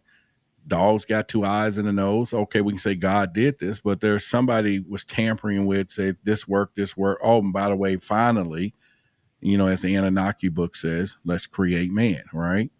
And speaking of that, what are your thoughts on the Anunnaki history versus the history, so to speak? Well, I think those are just part of the legends, and I think we need specific verifiable facts to prove that actually happened. Okay. My theory is that we all came from different planets. I agree with the book Thiaoouba Prophecy that we all came from different planets, and originally, and God created the human beings and also animals, and we are different from animals because we are part of God, but the animals don't have the spark of divinity, but we do, because when God created every one of us, it inserted a tiny portion of itself to each one of us, so we can communicate our feedback, our experiences to God, and so this is why we don't need the middleman to communicate with God, and we are part of God, and God is part of us. But animals, they have limited astral bodies. We have 9 different bodies, but most animals have only 3 different bodies. So this is according to the book Thiaoouba Prophecy. So this is why when we do certain activities such as having sex, we are able to have enjoyment for a long time. But animals like cows, they only have a short period of time of enjoyment. They actually don't have any enjoyment. They just do that for procreation purposes. So this is why human beings are complicated and complex beings, and we are special in the sense that we can move up to different categories of planets if we evolve spiritually enough. So this is the answer. Like we are different from animals, and we are created by God. Okay, so back to what I was saying earlier, then when I mentioned being a prison planet, there was also this undertone talk of a soul net. Have you ever heard of that? People talk about the soul net, and people saying they're starting to see it. And basically, the theory or the hypothesis of this soul net is that it is what's trapping our reincarnations here. In other words, we die here and it just keeps staying here. But almost like the wealthy finds out and said, hey, wait a minute, if I'm going to die, I need to die off planet. So let me get off of this thing, while they're building these, trying to be the first over here and over there. I don't know, but I just read all this stuff. So have that ever come across your desk, the soul net, or the reason that we shouldn't die here as opposed to somewhere out there in the universe? I mean, we decide where to go before we reincarnate. So when, like for example, before I reincarnate, I have a life preview process in which Okay. my whole life is going to be shown to me holographically, at least the key events of my future lifetime. And then I decide whether to take it or not. If I take it, then I'm going to be born and my memory is wiped out. If I don't take it, then I may be given a different choice of a different family to be born into. And then because our memories are wiped out once our astral body goes into the embryo of the mother of the womb, then we sometimes just have this kind of deja vu experience in which certain events of our lifetime are look familiar to us. That means a certain portion of the memory was not wiped out effectively, or like everything was not everything was wiped out. So that's why some people have this kind of deja vu experience. And then so we just encounter different situations and we respond to the challenges and we learn everything. Only positive experiences are are provided to our higher self, which is also called our over self. And when we die, our whole life experiences are given or provided to our higher self through our astral body. So, and then there's a life review process in which everything happened in our lifetime is shown to us holographically.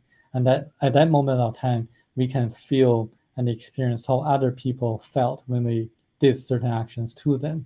For example, if I hit someone, the pain of the other person would be felt by me, and I would feel extremely regretful, and I would decide what kind of lessons to learn in my future life when I reincarnate. So this is a learning process and a process of evolution. And until everything is so perfect, we cannot move up to the ladder to a higher degree or category of planet. So we constantly evolve and reincarnate, and we keep learning different lessons throughout different lifetimes. Yeah, it's. I had a person that was accessing. I don't know if my Akashic records or they was doing a reading, and she was pulling these information, the cards or whatever she was doing, and she looked up and grinned, and she just said, "You're." She says, "You have been here a lot," and then she says, "This is probably your last time being here." And I was like, like Scooby Doo, like, And she said, I never pulled this before, but I'm just letting you know that you're going to, whatever you're doing now is going to be big, but this is your last time and this is it. You're doing good. You're figuring it out, whatever. And I was like, is that something I really wanted to know? You know what I mean? But the way she kind of went into it and just started explaining, I just sat there and I was speechless, really. I was like, how do you respond to that? With someone saying, hey, you know what? You've been here. You're an old soul and you've been here a long time. And this is probably your last time. I'm like, okay, where I go from there? So where do I go from here? Right. So I don't know whether you want to know it or not, but I agree with her. From what we've been talking so far, I agree with her. So where you go from now? Well, which part you agree with her? That me or the situation? You being the last time on Earth. How do you agree with her? Go ahead. Because I feel that you're old soul. Okay. For sure, yeah. That was about the person that told me that, but when she really just laid it all out and she just started grinning and she was like, I can't believe this. And she said, I just want to tell you, this is your last time. You're old soul. And I was like, what? Okay. So what happens is that when you pass on, you're going to move up the ladder. You're going to live on a higher category of planet, like maybe category 5 or 6 or 7. So when that happens, you have a longer longevity. Just like, the Bible, they recorded that in the ancient times that people lived up to 800, 900 years old. Mm-hmm. So you're going to have a much longer longevity, and you will be able to have more psychic powers, such as regenerating the body organs or tissues. You're going to be able to communicate through telepathy. You're going to be able to levitate more easily than now. I don't know if you know how to do that, but you will be able to do that once you. I tried at night all the time. I've always get out and look back down. My audience now know I'm crazy. I'm not really crazy, but I'd be having some thoughts and experiences like, wow, this is crazy. And I want to push this narrative out here to let people know this is, it's bigger than we know. This thing is huge. And you're not crazy for those people who are feeling some of these things. There is a purpose. There's a plan behind it. But if you can, embrace it with being a little calm as opposed to fear, then you can begin to try to understand it and understand your scenario or your purpose or what you want to call it, our visions or whatever it is that you're doing.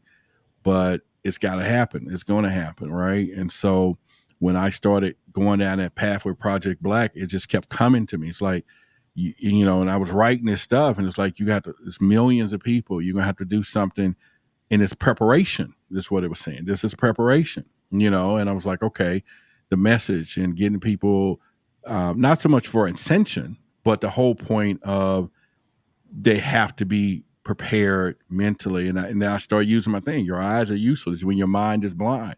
If your mind is not open, your eyes is not going to see what's happening right in front of you, and how do we do that? How do I do that? And so, but it's been people like you, Paul Wallace. I got some supporters here that one by one are beginning to see the bigger picture. I even had a guy out of LA call today and he says, I got to help you with Project Black. This is big, and I was like, okay. And now I got to sit back and say, okay, how do I formulate this thing where the collective, could really put this together where I just got the vision of start, now, you pray for those organizers to come in and, say, okay, and then at the same time, get it to a point where it could financially perpetuate itself, because at this point it can be the quietest message out there or the best. And so I even had a psychic call out of the blue when I was really deterring some thoughts about it and how I was going to do it, or was I going to separate it from Why the Big Secret and all this. And he just called out of the blue and he started telling me, no, you don't step off that reservation, your thoughts and whatever you're doing. I've been feeling this. I'm like, I cannot be disconnected. No, you know what I mean? And I've had people who help and call and text me right at the right time. because now I just kind of send out this energy and I say, hey, listen, if this is this big and all I do is get this message that it's not about the lack of resources or it's not about the lack of money, because now there are going to be people who's going to help you. And actually, there's people who are here, they're designed to help you, to make it less difficult for you. They're here once they gets in the vortex of this, because this is bigger. And just to hear you today is like, hey, I'm right in there. And then, and the challenge of it all, not the challenge, but the most impressive side of it all, Samuel, is that you're not black, and it's not about black people, but I'm having more success now on a deeper end with people like yourself who sees it not just about color, but we're just digging. Just so happens this shade is, we just trying to get in this area and get these things. And so I know it's something. And let me tell you what happens if you live on a higher category of planet. Okay. Describe the planet and the people there. They're going to take on different body, and maybe black, maybe white, maybe another color. But the Thiaoubans, they are blonde, they're beautiful, and they are hermaphrodites, meaning that they are both male and female. And they are That's it. Yeah. So, and they have all the psychic abilities or psychic powers of Jesus Christ, so they can heal the dead, they can resurrect the dead, they can walk on water, they can make themselves disappear. They have all these psychic powers and magics that you can imagine. They don't die at all. They're forever young looking. They're always in their 30s. They never age. And they can create an adult human being within 24 hours. They can they can do everything possible. And on their planet is like a golden planet, as Michel Desmarquet described. So before he arrived on the planet, he saw like a golden mist surrounding the planet, and the colors are extremely beautiful and vibrant. It's hard to use earthly language to describe the colors, but it's just like a paradise to him. Everything's so perfect. There's no money, and everything's everything he felt was compassion and also love from the people. And they don't have diesel engines or oil. They have apparatus of moving around using anti-gravitation technologies, and they live in a doko in which once people go inside, they can see outside, but people from the outside cannot see inside. And they can generate water from air, and they can split water molecules into hydrogen atoms. So, and they eat about only once every 2 days or so, and very delicious food, and they can eat manna as given to Moses. Okay. All right. Moses, and they have all the knowledge in the world, and they can pass on knowledge to each other through kind of like a download of among themselves. So they don't have to learn from books. They can just transfer the knowledge from one person to another. So it's like a paradise for Michel Desmarquet. So that's why he was extremely sad when he was told he had to come back to Earth. So this is what happens when you move up the ladder. Wow. I mean, it's all curious enough, and I try to, I don't know, I don't put myself in a position not to believe some of those things, and I don't put myself in a position to say, okay, let's go test it out here too, and at the end of the day, you still continue to move forward with the assignment of what I'm doing, right? And so I just kind of stay point there. That's it there. I'm there with it. So, all right. So let's move to a couple more before we get out of here. Let's go into in the book, we want the concept of biblical ratifications, right? Mm-hmm. Let's get into that a little bit. How may this challenge traditional interpretation of the religious text? Well, first of all, there's no Satan or devil or evil. See, I was going to ask that because I was talking to somebody today or yesterday, and she was saying, I forget who it was, and they was like, well, are you saying, Roderick, she asked me, are you saying that there's no hell? And I was like, no. But go ahead. Right, there's no hell. I mean, it's just an imagination from the Catholic Church councils just to indoctrinate that idea so that people Okay. can be better controlled or enslaved and better doctrines. And actually, I think what we see as problems today are the result of the free will of the people and the lack of knowledge of the people. So when people have the knowledge, they're going to know how to respond, how to behave correctly and more spiritually. But the fact that it is there's so much brainwash by the media, by the religious, organized religions, and the government. So this is why we need to work together to spread the knowledge. And it has a lot of religious implications. So what happens to these bad souls then? I mean, because some of these people are some bad souls, and they're doing some bad things. You know what I mean? So let me give you an example. For example, Okay. Hitler, when he dies, he is going to he would experience the life reveal process. He would feel all the pains of the Jewish people he killed, or the people that he killed. All the pain he was going to um, suffer, and all the suffering they had was going to be passed on to him, and he is going to be extremely regretful. So he would be so kind of hated of himself. He would be the sufferers, the person who is going to suffer at the what he did to the Jewish people in the next lifetime. So he would suffer a lot of pains and also extreme discriminations and things like that. But that's what the underlying tone for hell was, right? Or Yeah. is what, you know what I mean? That you're going to experience all of this, and so then could there be a hell? We just describing it as hell when it's something else metaphorically. I mean, in other words, there is a bad place bad people will go and experience some bad things for doing bad stuff. But what is the real name then? You know what I mean?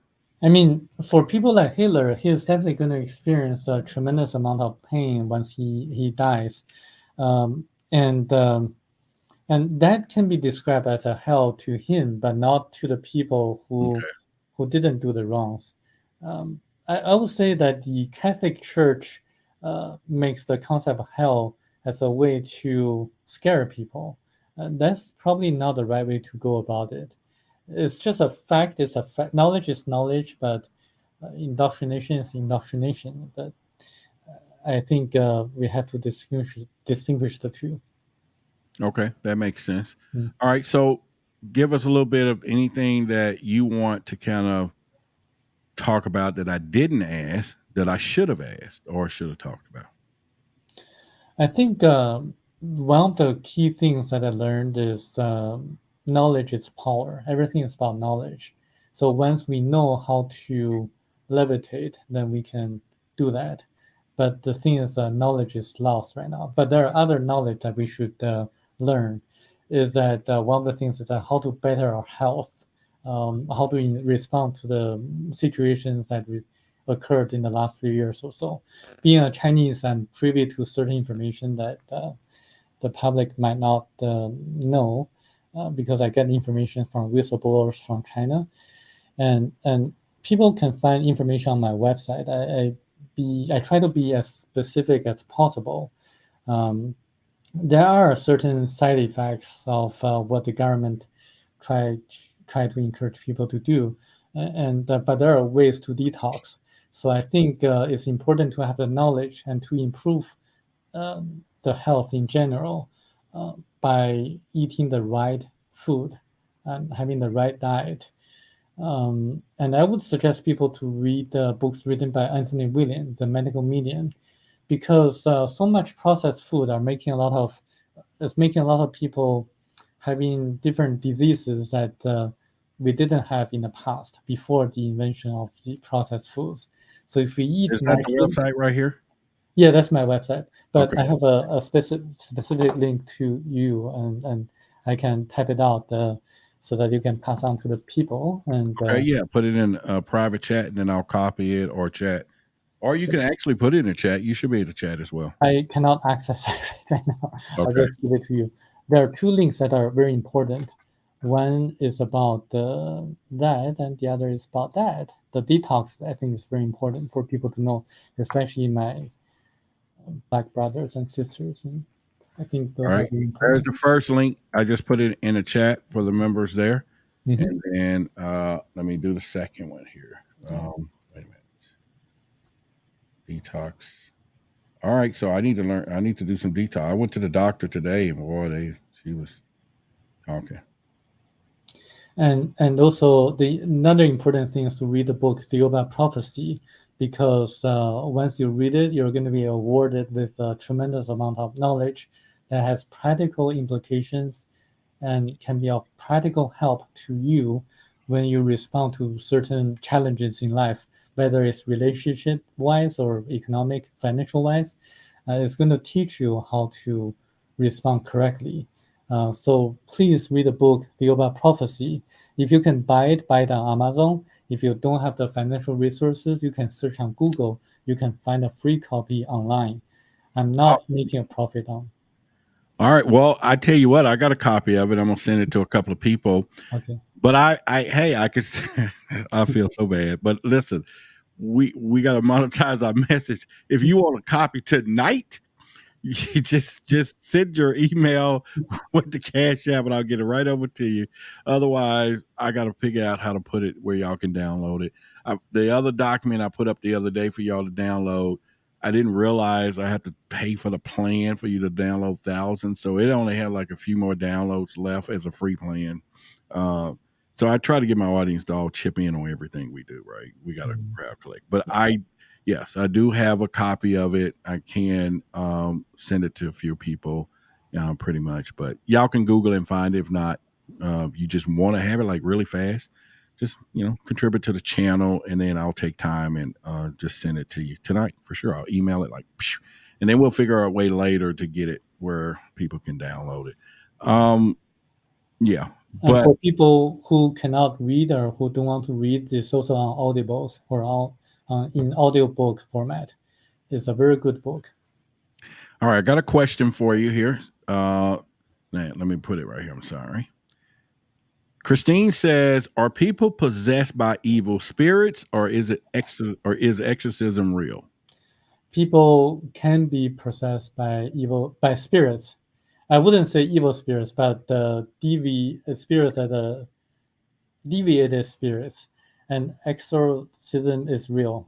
That's for sure, because Jesus did it, or Christ did it, and it's real. It's for sure real. Yes. All right. Yeah, and one of the missions that I've been trying to do, I actually have it on my site, and I'm going to put it up for the truth seekers, is, I was actually telling someone else today, I was at the doctor's office, and she was talking about her son was talking about the future. And she said, Roderick, since you're into all of this, what kind of advice? I said, I'm actually going to start a movement on seeds. And she said, what do you mean? I said, I think that we need to start storing seeds. People need to pass seeds down to your children. And I said, because there is a bigger plan here. When you get in all these companies creating all our food seedless, and so that somebody like Montecito and all these companies are planning to capitalize the fact that you won't be able to grow nutrients for yourself in the future without going through somebody, And so I have a company that has just gave me an account to offer seeds to my, audience and all that. And so these are all the things that I just been sitting here going like, you know what, it's right in our faces. They're doing it like right there, but we're so focused, and they got us focusing on all the other stuff that is just crazy. All right. So I did get someone says, hey, here's a contribution. Here's my email. See, I like it. I like when my audience says, okay, we will do some things, pretty much. Cause we're growing here, but yes, seeds, man, seeds. What do you think about that though? I think this is a brilliant idea. We need seeds to be preserved and stored because of all these companies, but also human seeds too, if you know what I mean, the sperms and eggs. All right. So I know we can talk about that real quickly. I think it's because on one hand, I was listening to some people talking about poor people. And they was talking about how only rich people are going to Mars. And then even Elon Musk said in a comment, he says, "Oh, don't worry about it. They go get the poor people there." And he says they need workers. They're going to get the poor people there. But where we're talking about reproduction is, on one hand, when you have these movement of abortions, right, where they're saying, and people don't really understand, is that for some reason it's flipping to a point where they're like, wait a minute, the population is coming down, and even though they're pushing the narrative that we're being overpopulated, but they're like, no, we don't allow them to have no abortions. We got to have some things born here. I don't know, maybe I'm off the mark, but it's almost like on one hand we got too many people here, but on the other hand they're blocking reproduction, saying we need the reproduction. What are your thoughts on that? I think given the fact that people in China, Japan, Korea, a lot of Western countries, they don't have as many children as in the past anymore. I think they have a limit there, right? Like 1 or 2, right? Okay. Yeah, and even right now, China loosened its one-child per family policy, and people still don't want to have many more children. And a lot of families don't want to have 2 children, even with government incentives. The government is trying to get them to have more? That's right, yes. Well, see, all over here, all we hear is China is overpopulated. It's 1 billion people in this little bitty place. That's why I was thinking, like, on one hand, they're putting this narrative that the world has got too many people, but behind the scenes, they're pushing and trying to put laws that we continue to have people. Don't not stop having them, right? Right. I mean, the policies have changed in the past few years or so, trying to encourage people to have more babies in China, but people still don't want to. And also, I hear a lot of issues from Chinese men and women having fertility issues. So this is why IVF or human insemination, those are really popular here in the U.S. because of the demands from the Chinese people. Because they're having trouble having babies, so they're asking. Well, that conspiracy. What's his name? Kennedy. He's been pushing that there is something that's in the water that is causing infertility, right? Or issues there, and he was saying, hey, there's. So I don't know. You got these 2 agendas of let's not make anymore, but let's cull the population. But yet we, and then that takes me all the way over to the soul side. It's like, okay, if we're being reincarnated, how are we growing? Where are the new souls coming from? Right? If otherwise we would have 1 million, just keep only 1 million, just churning. But yet the souls are duplicating, right? Yeah. And also to the people who really want to control the population, like the Guidestones in Georgia, the Georgian Guidestones, they are mistaken, because if we are overpopulated on Earth, we can migrate to a different planet and not to depopulate. All right. So I get what you're saying. So it's just pretty much, and it could explain the Mayan cultures and all that, where the whole civilization just disappeared. They're like, let's just take them all, and so all these unanswered things. All right. So what would be something that's high strange that you encountered, that just one of these things that just blows your mind? I mean, what really blew my mind was the content of the book, Thiaoouba Prophecy, because it really answers all the questions I had about the paranormal, and also the stories in the Bible, because I was a non-believer of the Bible before. Oh, okay. Right, I didn't believe that Jesus was able to perform the miracles. That's just too good to be true to me. And also there were a lot of inconsistencies in the Bible, which made me very dubious. But this book, Thiaoouba Prophecy, explains everything and all the inconsistencies in the Bible that made me believe that Jesus actually was born out of the Virgin Mary, and Christ really did die on the cross and resurrected 3 days after. And also there is reincarnation that was removed from the Bible. So everything matches. That really encouraged me to look more into the teachings of Christ and to follow his teachings and not to follow the organized religions. So this is the most striking part that really blew my mind. The descriptions in the book, Thiaoouba Prophecy, about what happened to Jesus and Christ. Wow. Yeah. Hey, and like you said, I got a couple of people who cashed out, and they gave me their email address, exactly what I asked for, and I'm gonna send them a copy of this book immediately. When the show is over. Okay, back to my personal life here. The detox. What do I need to look into that for myself being overweight? And I'm not overweight. I'm just fluffy. And yeah, I'm just fluffy. That's all. Briefly stop eating all the processed foods like the fast food, the burgers, and also anything that's unnatural, anything that's not natural, stop eating those. Eat as many fruits and vegetables as possible. Anything that's natural, eat those. Fresh, organic food will be the best. If not organic, that's fine too. And also protect your liver, because liver is the most important organ for strengthening your immune system. And Anthony William, the medical medium, suggests people to drink celery juice every morning, empty stomach. I started that. I bought is that his book? There's a book that's all about this in there. I bought a book and I started drinking celery juice, and I guess got to keep up with it, but I was drinking it every morning. And I forget Williams. That's his name. Yeah. Yeah. He has that. He has a book with the watermelon and then the green one with the celery. I have it in my office there. And and I was reading this guy. He was always he says, Rod, let me give you some advice. He says, if God made it, eat it. If man made it, something he said.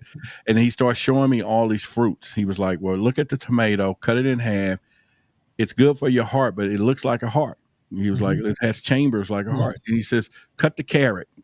And then he showed me some carrots. He says, look, it's good for your eyes because it looked like an eye. And he started just showing me all these different fruit that actually looks like our body part, kidney beans and all these things. He was saying, look at them. It's our indicators to tell us what to eat because it'll help those things. I was like, that was my Scooby-Doo. I was like, all right. So, yeah.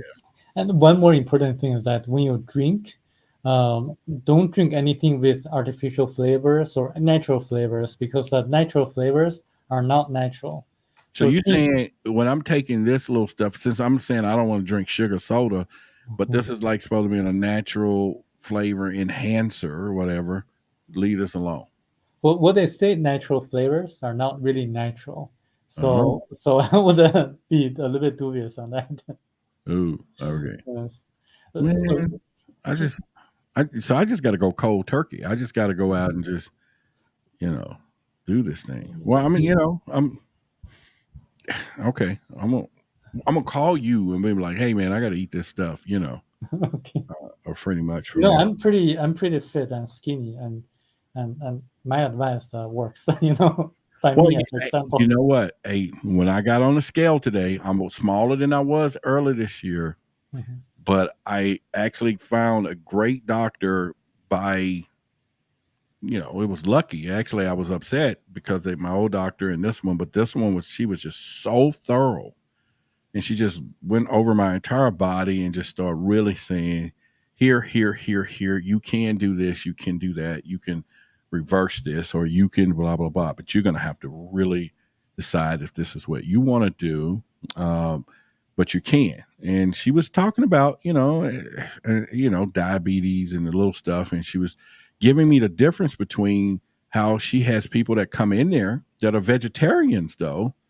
She said that they are really, some of them in bad shape. And I forget what area, but she was saying that, I don't know if it was high cholesterol, something she said it was, even from vegetarian. But then she started going back to genetics is what she said. She said, there's people coming here bigger than you and they have no illnesses.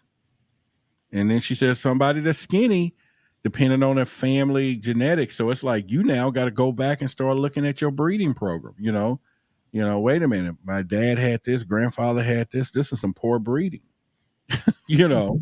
versus some good breeding. I mean, it's almost like it's no different we do in these dogs. And when we're trying to create this perfect pedigree, we pay close attention to the thing, to the pedigree. Okay, the grandfather this, you can't breed this. But when we meet somebody on the street as a woman and a wife, we don't say, hey, what's your pedigree? Because you and I do not need to be making no new humans, because it ain't going to work, And there's 2 more points I want to make. Go ahead. Regarding diets. One is that people mistakenly believe that they shouldn't eat fruits because of the sugar content. Yeah. But actually, natural sugar is different from artificial sugar. So natural sugar has a lot of nutrients combined in the molecules. So they're actually good for us. Even if you have diabetes, according to Anthony William, you can still eat a lot of fruits that are sweet, because those are nutritious, and our brain needs a lot of sugar to function correctly. And people with diabetes, this is another point, do not necessarily have to cut down their natural sugar intake from fruits. What they should do is to cut down the fat intake, because diabetes actually is caused by 3 reasons. One is the liver malfunctioning of the liver, causing the pancreas not being able to secrete the insulin sufficiently. And the second reason is because of the adrenal glands issue, because of the stress and things like that. And the third reason, which is emotional release and related or viral related. So what the diabetic patients should do, according to Anthony William, is that they should cut down fats and eat vegetarian diet, eat everything natural, and a lot of fruits and vegetables. And after a few weeks, they're going to see the changes in their glucose levels. So this is actually being proven in a clinical study that has been suppressed by the big pharmaceutical companies. So you're saying go and start juicing? Yes, juicing. Okay. Salads, fruits, and vegetables, and not eat. So where the protein is going to come from? Proteins that come from plants, like beans and those kind of things. But wasn't we put on Earth to I don't know, were we was herbivores or were we meat eaters? Well, after the glucose levels go back to normal, then you can start eating meats like chicken and duck and beef, but reduce the intake of pork, because the fats from pork, according to Anthony William, is harder on the liver than other fats. It's so sad. I got that man's book, I bought those a couple of years back. Bought nice thick books. I mean, they were really, and I really probably, if I had a minute while you talk, I need to get them so I can show the audience what they look like. So I'm gonna go grab them for the audience. Just kind of tell them a little more, if you can, about this glucose thing. Is that fair enough? Yeah, sure. Okay. Yeah. All right. Meanwhile, I'm really glad that everyone is listening in or watching. Hopefully, I think the greatest investment you can make is to read the book Thiaoouba Prophecy, because I studied economics and financial analysis. I worked with a lot of wealthy people, but the best investment I have ever made is reading the book Thiaoouba Prophecy, because it really reveals a lot of the mysteries that the wealthy people don't necessarily know. And I think it's going to give you a lot of valuable inputs in terms of how you're going to respond to the challenges that are upcoming financially and also emotionally or relationship-wise. And it really worth the money. And also, if you don't have it, just ask Roderick. And next time, maybe you can ask Roderick to see if you're interested in the other book that I translated from German into English, the autobiography of the highest degree chair of the Illuminati. That's also a very, very interesting book that reveals what's going on behind the scenes, because the members of the Illuminati, they never appear in public, but they indirectly control the politicians or people who control the politicians. So that's not something that people normally know about. So, and I do, I'm a Chinese translator, interpreter. I work with different people in different industries, so I know a lot of the industry secrets, and also I can give you one example. Is that one of my clients, she is a Chinese, but she has a American husband who works at a pharmaceutical company that supplies raw materials to some of the makers of the jabs. All right. So we're talking about this one, right? Yes. Yeah. And it's a great book. And he does say on the back that just drinking celery helps with acid reflux, acne, anxiety, autoimmune disease, bladder infection, bloating, brain fog, cancer, constipation, depression, dermatitis, diabetes, cracked skin, eating disorders, eczema, edema and swelling, okay, eye problems, fatigue, fibroids, fibromyalgia, gallstones, headaches, heart palpitation, high blood pressure, joint pain, lupus, Lyme, mood swings, and it's still, I could keep going. And he's saying all behind celery. And and then his other book, and I got it, which is this one. And it's like these two books alone. And then of course I decided to, get this one to kind of go with those, juicing for help. Yes. But I need to implement it. And then I ran across this guy, which I thought had some great stuff. And he talks about the same thing, the primer blueprint. He's like, you got to go back and eat like the Cavemans. He's like, they didn't eat all of these stuff we're eating today. You like the caveman ate off the ground as they foraged. And, we got to go back to the primal days, What do you think about that? Exactly. They're absolutely correct. It's all the processed foods that made people having all these kind of modern diseases that people didn't have in the past. Gotcha. So, yeah, 200 years ago, there were not a lot of cancer patients. People didn't have cancer before. People didn't have to use braces to correct their teeth issues. And people didn't have a lot of diabetes in the past. It's all because of processed foods. Gotcha. Well, I tell you what, and thank you, Paul, for the contribution as well. If you want to, you got my email address, Paul, so I'll send you the PDF on the book and everything else. Man, I appreciate it. I want to have you back. I know we're going to do some stuff for Project Black, and I'm going to give you a call because I'm working on a book that's going to be out probably in the next 90 days. And so definitely you said some things today. I would love to get your input or you listen forward or, just a contribution to one of the chapters or something, based on some things. I hope I ain't putting you on the spot here in front of all these people. You're like, Roderick, I don't do that. No, just kidding. But I think there's a lot of things that we can talk about and really push into what we're doing, especially with the high knowledge that you have, because I do have to do something, and there's no more really excuse. And I'm saying it for myself as far as getting more healthy. And I think when I was at the doctor's office today and she went through a few things, I still got a couple other checks, but there were some things I was kind of concerned about that she says, no, you don't have this problem. And it's like, man, I dodged the bullet. But then it's like, all right, you need to,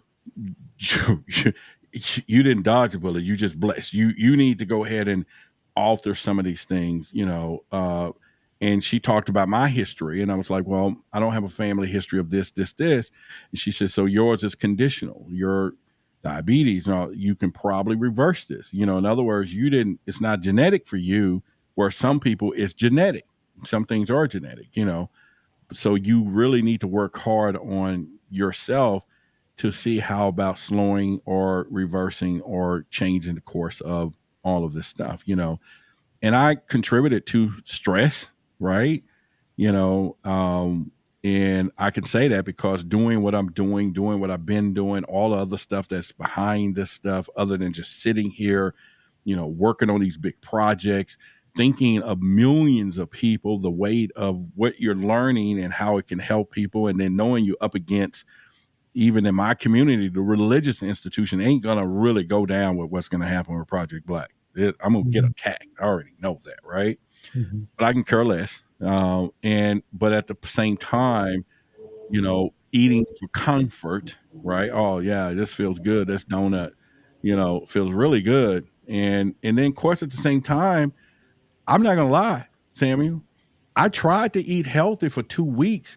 The bill for eating healthy food is way over than just stopping at Chick-fil-A or getting a few things really fast. I have a different experience. Okay. I have a totally opposite experience. Okay. Actually, I cut down my cost on food by eating healthy. Is that I go to Home Depot, not Home Depot, but the Restaurant Depot, and buy boxes and boxes of fruits and apples and oranges. Somebody told me that we have those in Dallas, where it's a place not far from here, Basham Food. You can go in and get the stuff the restaurants buy in bulk, right? Yes. Okay. Yeah. Restaurant Depot, and also buy from markets that are selling fruits and vegetables at the reduced prices, because when they're about to be out of season, or when they want to get rid of the fruits and vegetables that are going to go bad, they're going to reduce prices. Just go to Aldi's and also the low cost supermarkets and get fruits and vegetables, and you're going to save a lot of money from. You see me like the ones that's about to expire? Yeah, fruits and vegetables, and I think those are still good.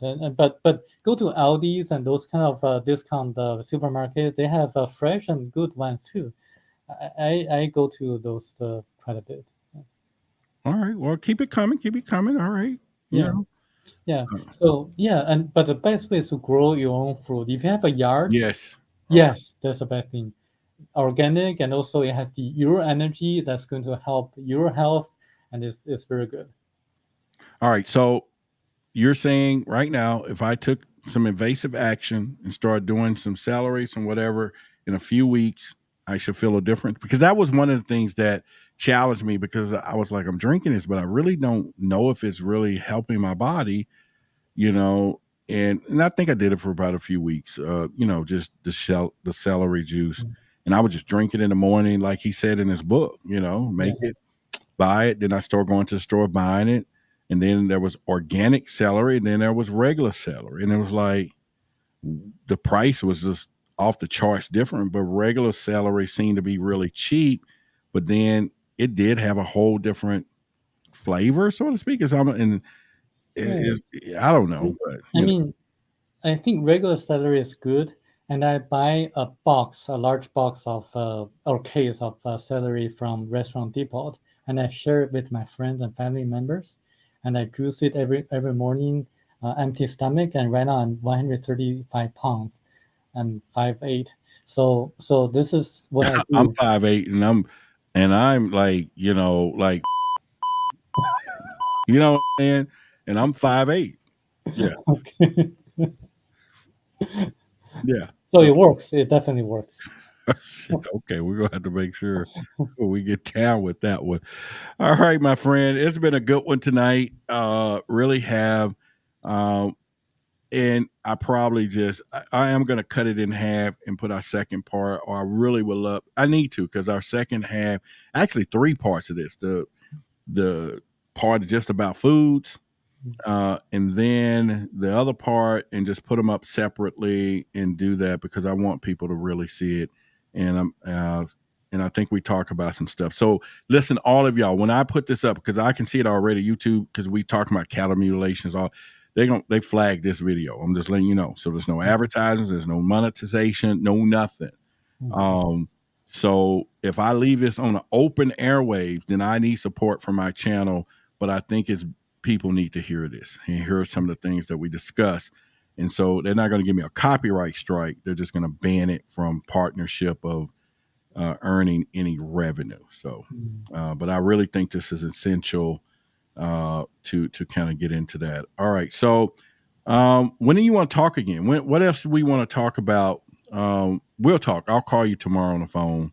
And then we'll talk, and then definitely set up some stuff to help me with some questions and things for the book. Fair enough? Yes. Yes, and get me involved with your Project Black because I'm really interested. You are involved. I mean, listen, I'm telling you, it's you have no clue how it makes me feel, but I'll let you know since you're standing. It makes me feel just you're in the right place, you're doing the right thing. I have people behind the scenes that's helping me in so tremendous ways.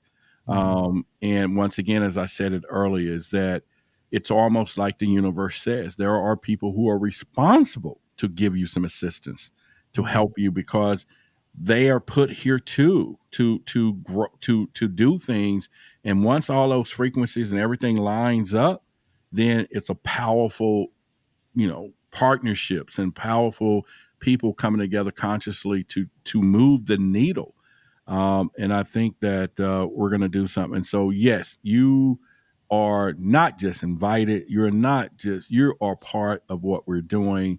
And I appreciate you, the friendship that we're developing, the whole 9 yards. And I'm just so blessed to really have not only met you, and of course we'll thank Mark Eddy as well for our connections and all those things. But in the meantime, I'll call you tomorrow, and I'll give you and I'm gonna email you I have a Project Black overview. It's like 6, 7, 8 pages that tell you everything, the whole thoughts of it, and I'll send that to you tonight. You can kind of look it over as well.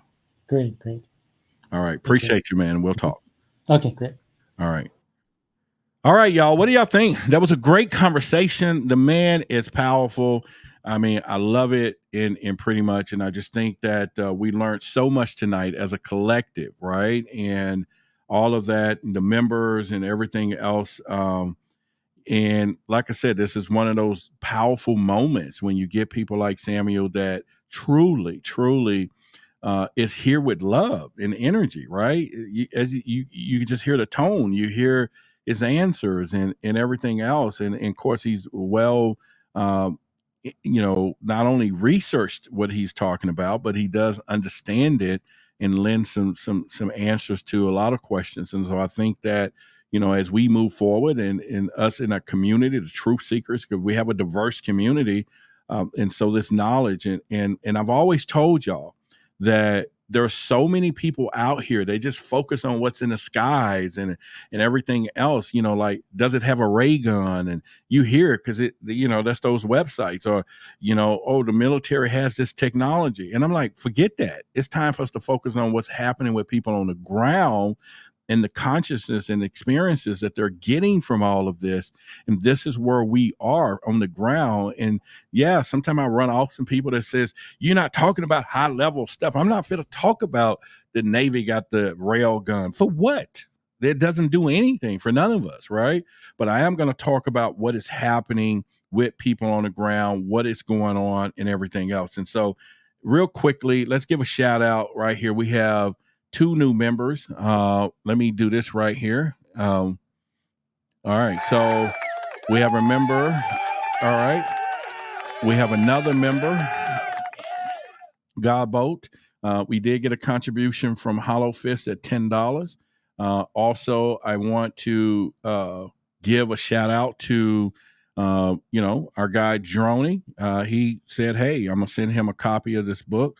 We get Tommy. I don't call y'all stage name over here. Paw. Listen, man, appreciate it. I really appreciate it. It's just the love and the message that you did. And yes, we will see each other in a few weeks, and can't wait to do so when we do this and everything else. And like I said, this is our community. This is what we are and everything else. And as I explained it before, and I'll explain it again, as all of you are here with me, if you have not got your memberships, Project Black is going to be big. It's going to truly do some great things out here for what we're doing. And if you're going to be a collaborator with that, and you want to be on get in some of these conversations that Paul Wallace and Samuel and all of us is going to be having in private to do some things, and you want to be a collaborator and support, it's there. Okay. And then if you say, okay, I donate here, donate there, think about what you normally would probably give and say, okay, I'll do the membership level at that, because what is happening, and it's beautifully happening, as the membership is growing, okay, yes, a few $100s a month. It's not the thousands yet, okay? But the whole point is I can forecast what I could do, right? I can forecast because I know $400, $500, and hopefully it'll be more than that in the future. Now I can reach out, I can plan, I can put stuff together and do that. Although the contributions throughout, especially when you do cash out, is an immediate effect, because when you do something through YouTube, if you gave $5 today, and you use YouTube, I'm not going to see it until August, maybe August 30th, somewhere in there, going into September. So it's way out there, but it comes though. I'm not complaining. All right. And this is why inadvertently I always say, oh yeah, the cash app does an immediate effect. So that's me giving you a code word, right? But if you find value in stuff like this, I got a list of people, communicated with, right here. I got an email. What is his name here? I should know his name. I was so excited. Ralph Blumenthal. Okay. So, we got some people that are out there, right? And they're going to truly begin the process of, somebody said, here's for your collection plate.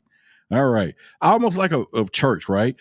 You get the membership, and please, this is no association, but it's funny. It's not funny, but the membership is like the tithes to the channel. But the other stuff is the love offerings, right? So if you want to give love offering after that, that's fine. But we don't have talent. This is not tithes. This is us as a collective group searching for the truth, okay? And when you decide to do those things and help, it helps out. And like I said, I can give some special thanks to us special folks that's out here right now watching, that in the last few days have just really let me know that I'm doing something okay, because there's people coming out helping, and I cannot wait. I promise to God that you hear my voice to do what some of these people have been supporting this show, that I'm gonna do for other people too. Pay it not just forward. I'm talking blast it out there, because it is. I know there is some good people out there. There is some good people. You are good if you're listening to me.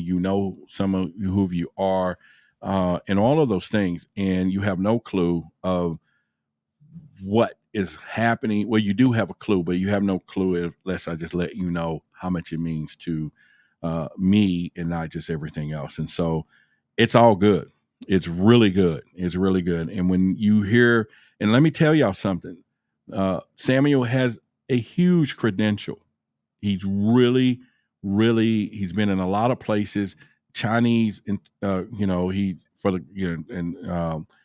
he's on both sides. He's been an interpreter. He's done all of these things. And when you get people like that says, hey, I want to be part of what you're doing. And the magical side of this, for those of you who don't really get it, is that they're not Black. They understand where I was coming from of the bigger picture. Paul Wallace and all of these people, even more, are not African Americans. They're Americans. They're not Americans, but they're humans. They understand the bigger picture. But I'm just digging and helping, an area, like I've always said. And for a moment, I thought, okay, wait a minute, people got to get this, but they're getting it.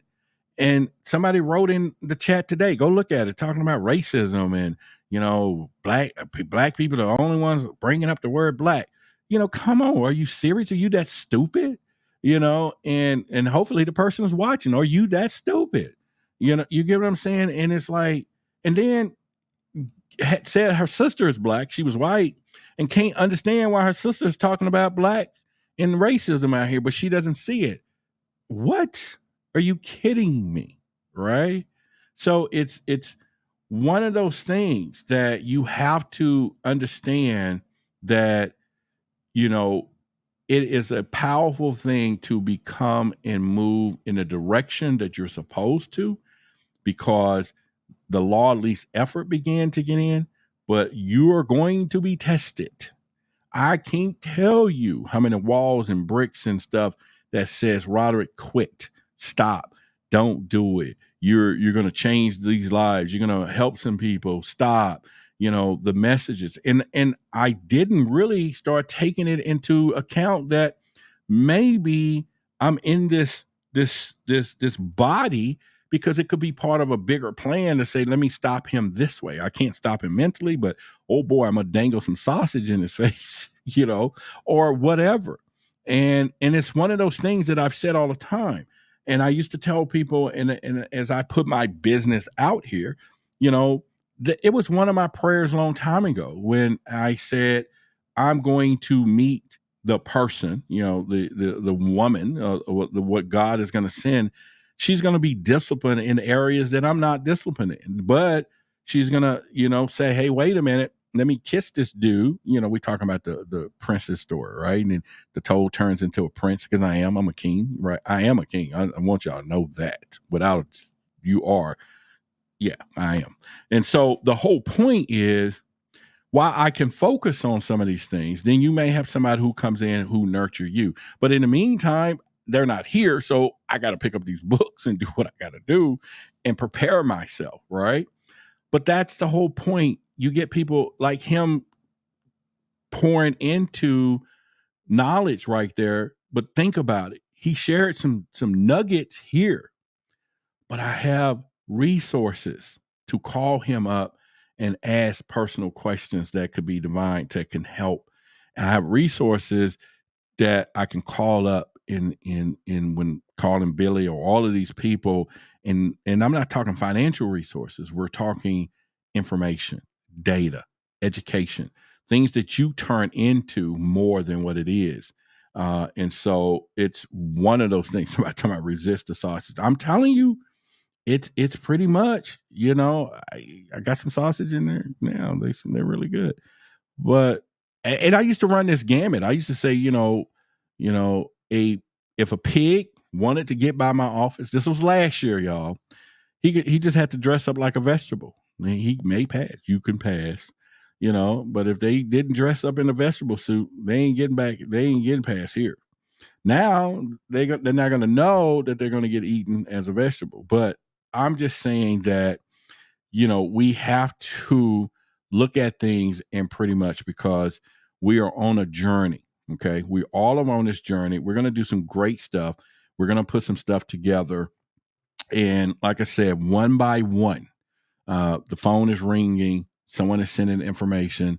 People that have and see the bigger vision of what is happening, what you could do. But you know what my proudest moment is?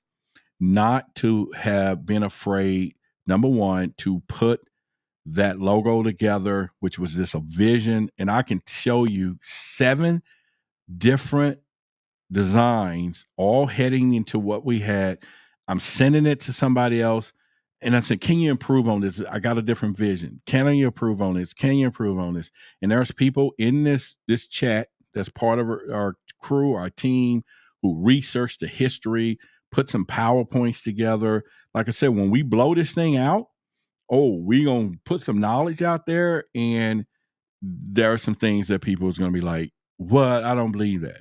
Okay. And you see, here he is. He didn't have no hesitation in educating us on some of the stories that we've heard through the pipeline of there could be black aliens and all of stuff. Because I've heard it a bunch of times, but now he doesn't researched it. Now I was putting questions out to the universe of trying to find that information. And here I am, got somebody not only got the information, but the receipts and where he got it from, which then leads me and the research team and all of us to gather more information on what we're doing, right? This is powerful stuff, y'all. This stuff is very, very powerful as we do. And I hope that whoever's listening, that, once again, we have our truth seekers. And I still may take one section of this thing and put it, I really don't know what to do, but I'm going to cut it up. But I will say that, the truth seekers, that $6 is the one that will be our videos that'll be hide behind the wall. And the Curious Minds course is $3. That's the one I was just hoping people want to contribute to, or that's in this chat tonight and everything else. And you can see, as I say right now, by making a member only chat tonight, it not only protected the speaker. If somebody wanted to say something stupid, at least if they're going to pay for it. And who's going to pay to say some craziness, right? They're not going to do that. But it also leaves it to where we are, and it's manageable there. But okay, we're going to be live streaming tomorrow night. It's going to be an open chat. You can chat and see. We're going to talk about some topics and stuff that I have that's coming up that we're going to be talking about. But other than that, this is just the beginning. I have a plethora of people that is going to be coming talking with us. Today, I probably got about a list of about 20 people that this producer said, hey, I'm going to introduce you to these people. Here's some athletes. Here's some folks. You are going to do some big things and pretty much from there. So I just think that we are on to something, and I hope that you all are learning, engaging, and understanding. And like I said, for those of you who giving support and all that, and I know everybody can't do this on every day. I know everybody can't blah blah blah. But I had to put my ego down today and not sit here and say, oh, you don't want to be going up there begging, and it was an ego talking. But if I need your help, I need your help, right? And I'm just going to tell you. But I had to come back into that and say, hey, whatever. Don't be afraid to ask for help, right? I'm not going to go spiritual, closed mouth, don't get fed. The whole point is the squeakiest wheel get the most grease, right? We know that, right? So it's one of those things of looking at it from there, and pretty much. And I'm working to do our first. So we talked today, me and the production guy. He was like, we're going to do an event in Dallas. You got to do something in Dallas. And of course, I'm still going to do our little barbecue when it cools off just a little. It was 105 today here in Texas, y'all. So you ain't doing nothing outside. But we're going to, it's something Magnetic said. If Roderick needs a buck, Roderick better speak up. I need a buck. I need bucks and bukus of bucks and bucks and bucks. Somebody sent me a buck today and said, "Hey, put this in the box," and I appreciate it. She said, "Here, take this, man. Put it in the collection plate." I'm like, "Okay, yeah, so cool." That's how it works and everything else. So, but yeah, so we are truly doing some amazing things. If anybody in the member chat, y'all got a question, here's something here. Let me put a boom. She says, question, how can businesses work with you? Well, there's a great question. Glad you asked. There are several ways.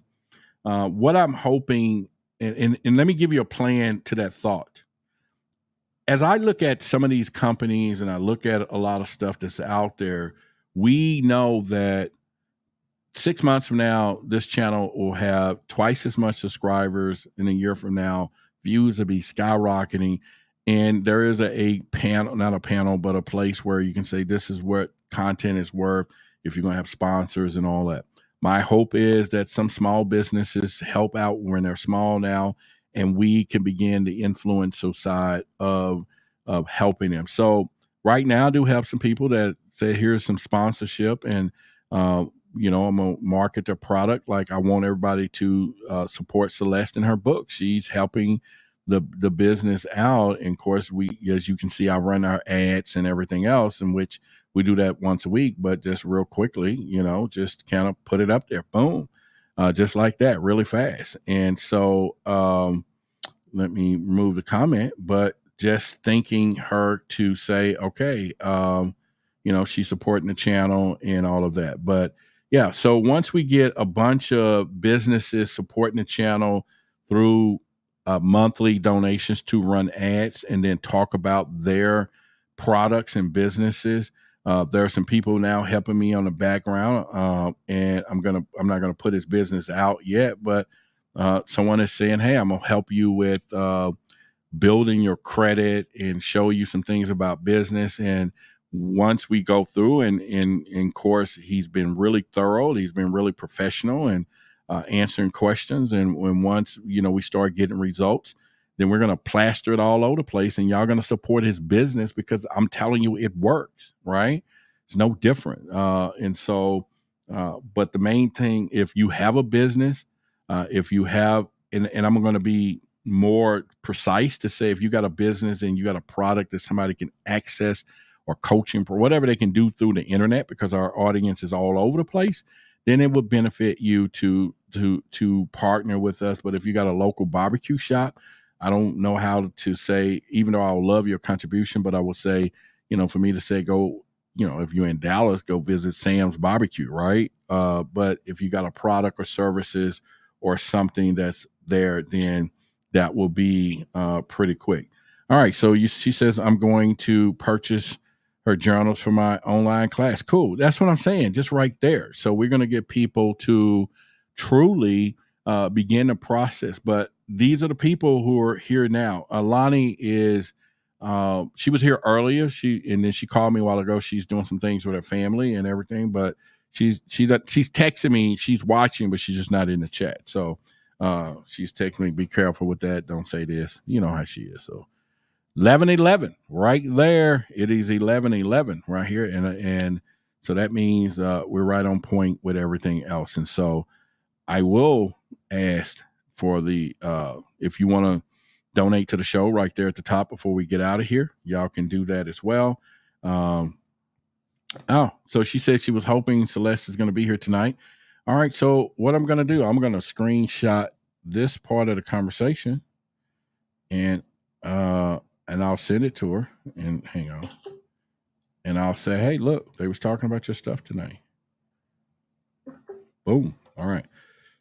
So I'll send that to her and pretty much from there. So yeah. So make sure, once again, I'm going to see some of you next week at the Conscious Award as I accept the winner's award.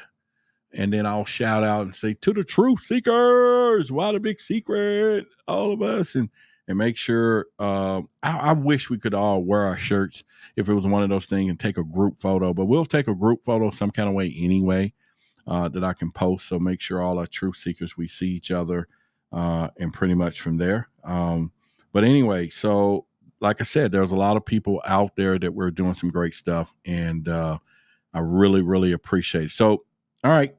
What do y'all think about the show before we go? Y'all give me some stuff. Quest says, absolutely. All right. Quest is in the house.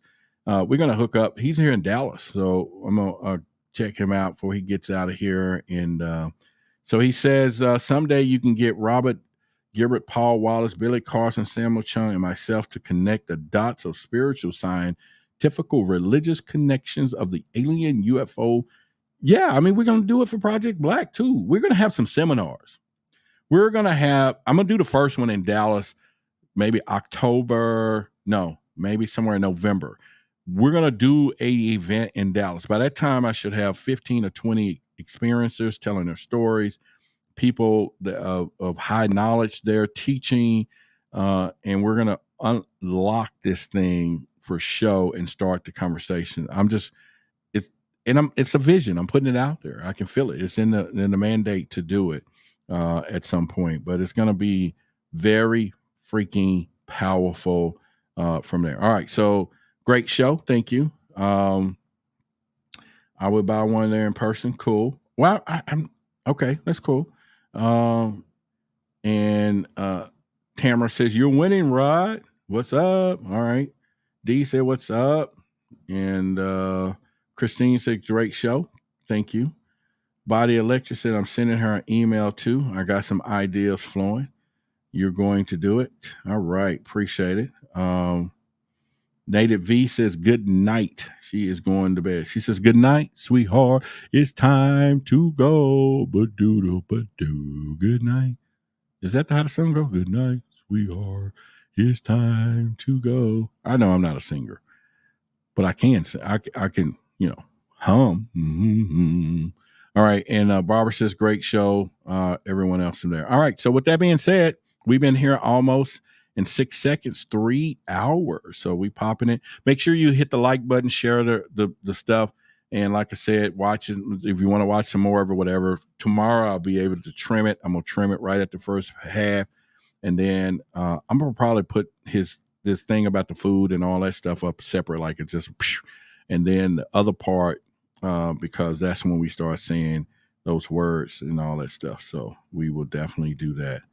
All right, so let's get ready to. How do we do it? Let's get ready to get out.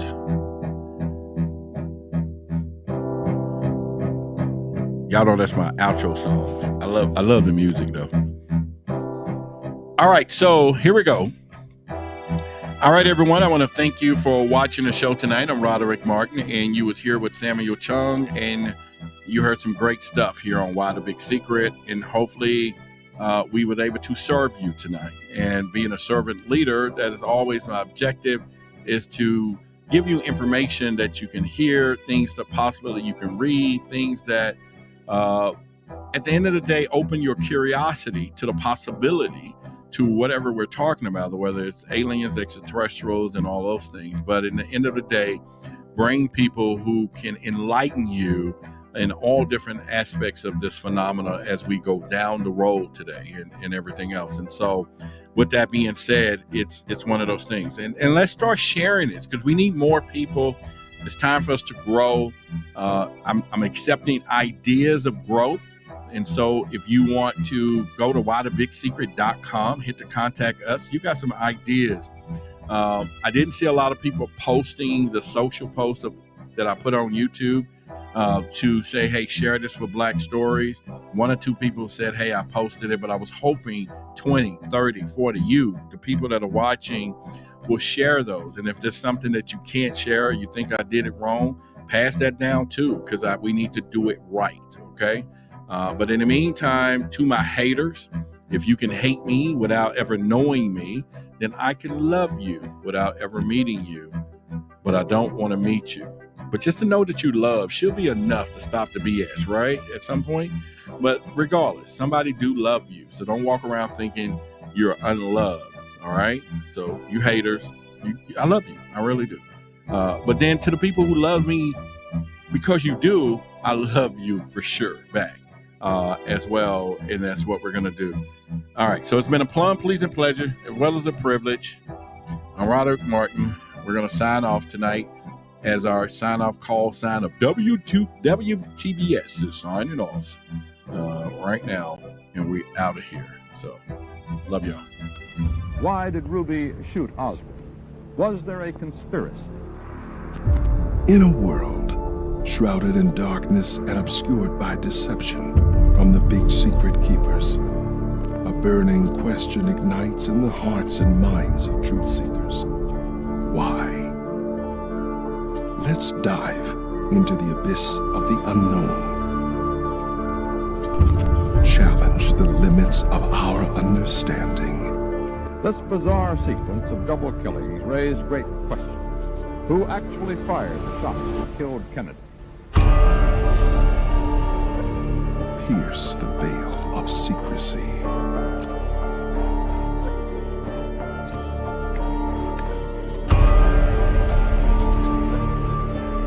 Cattle found dead and the manner of their deaths are a real mystery.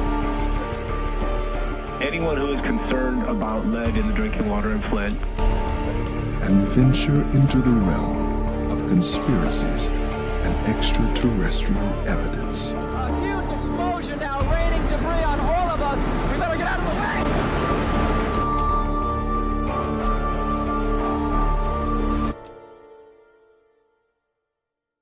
Let us consider the question, why the big secret?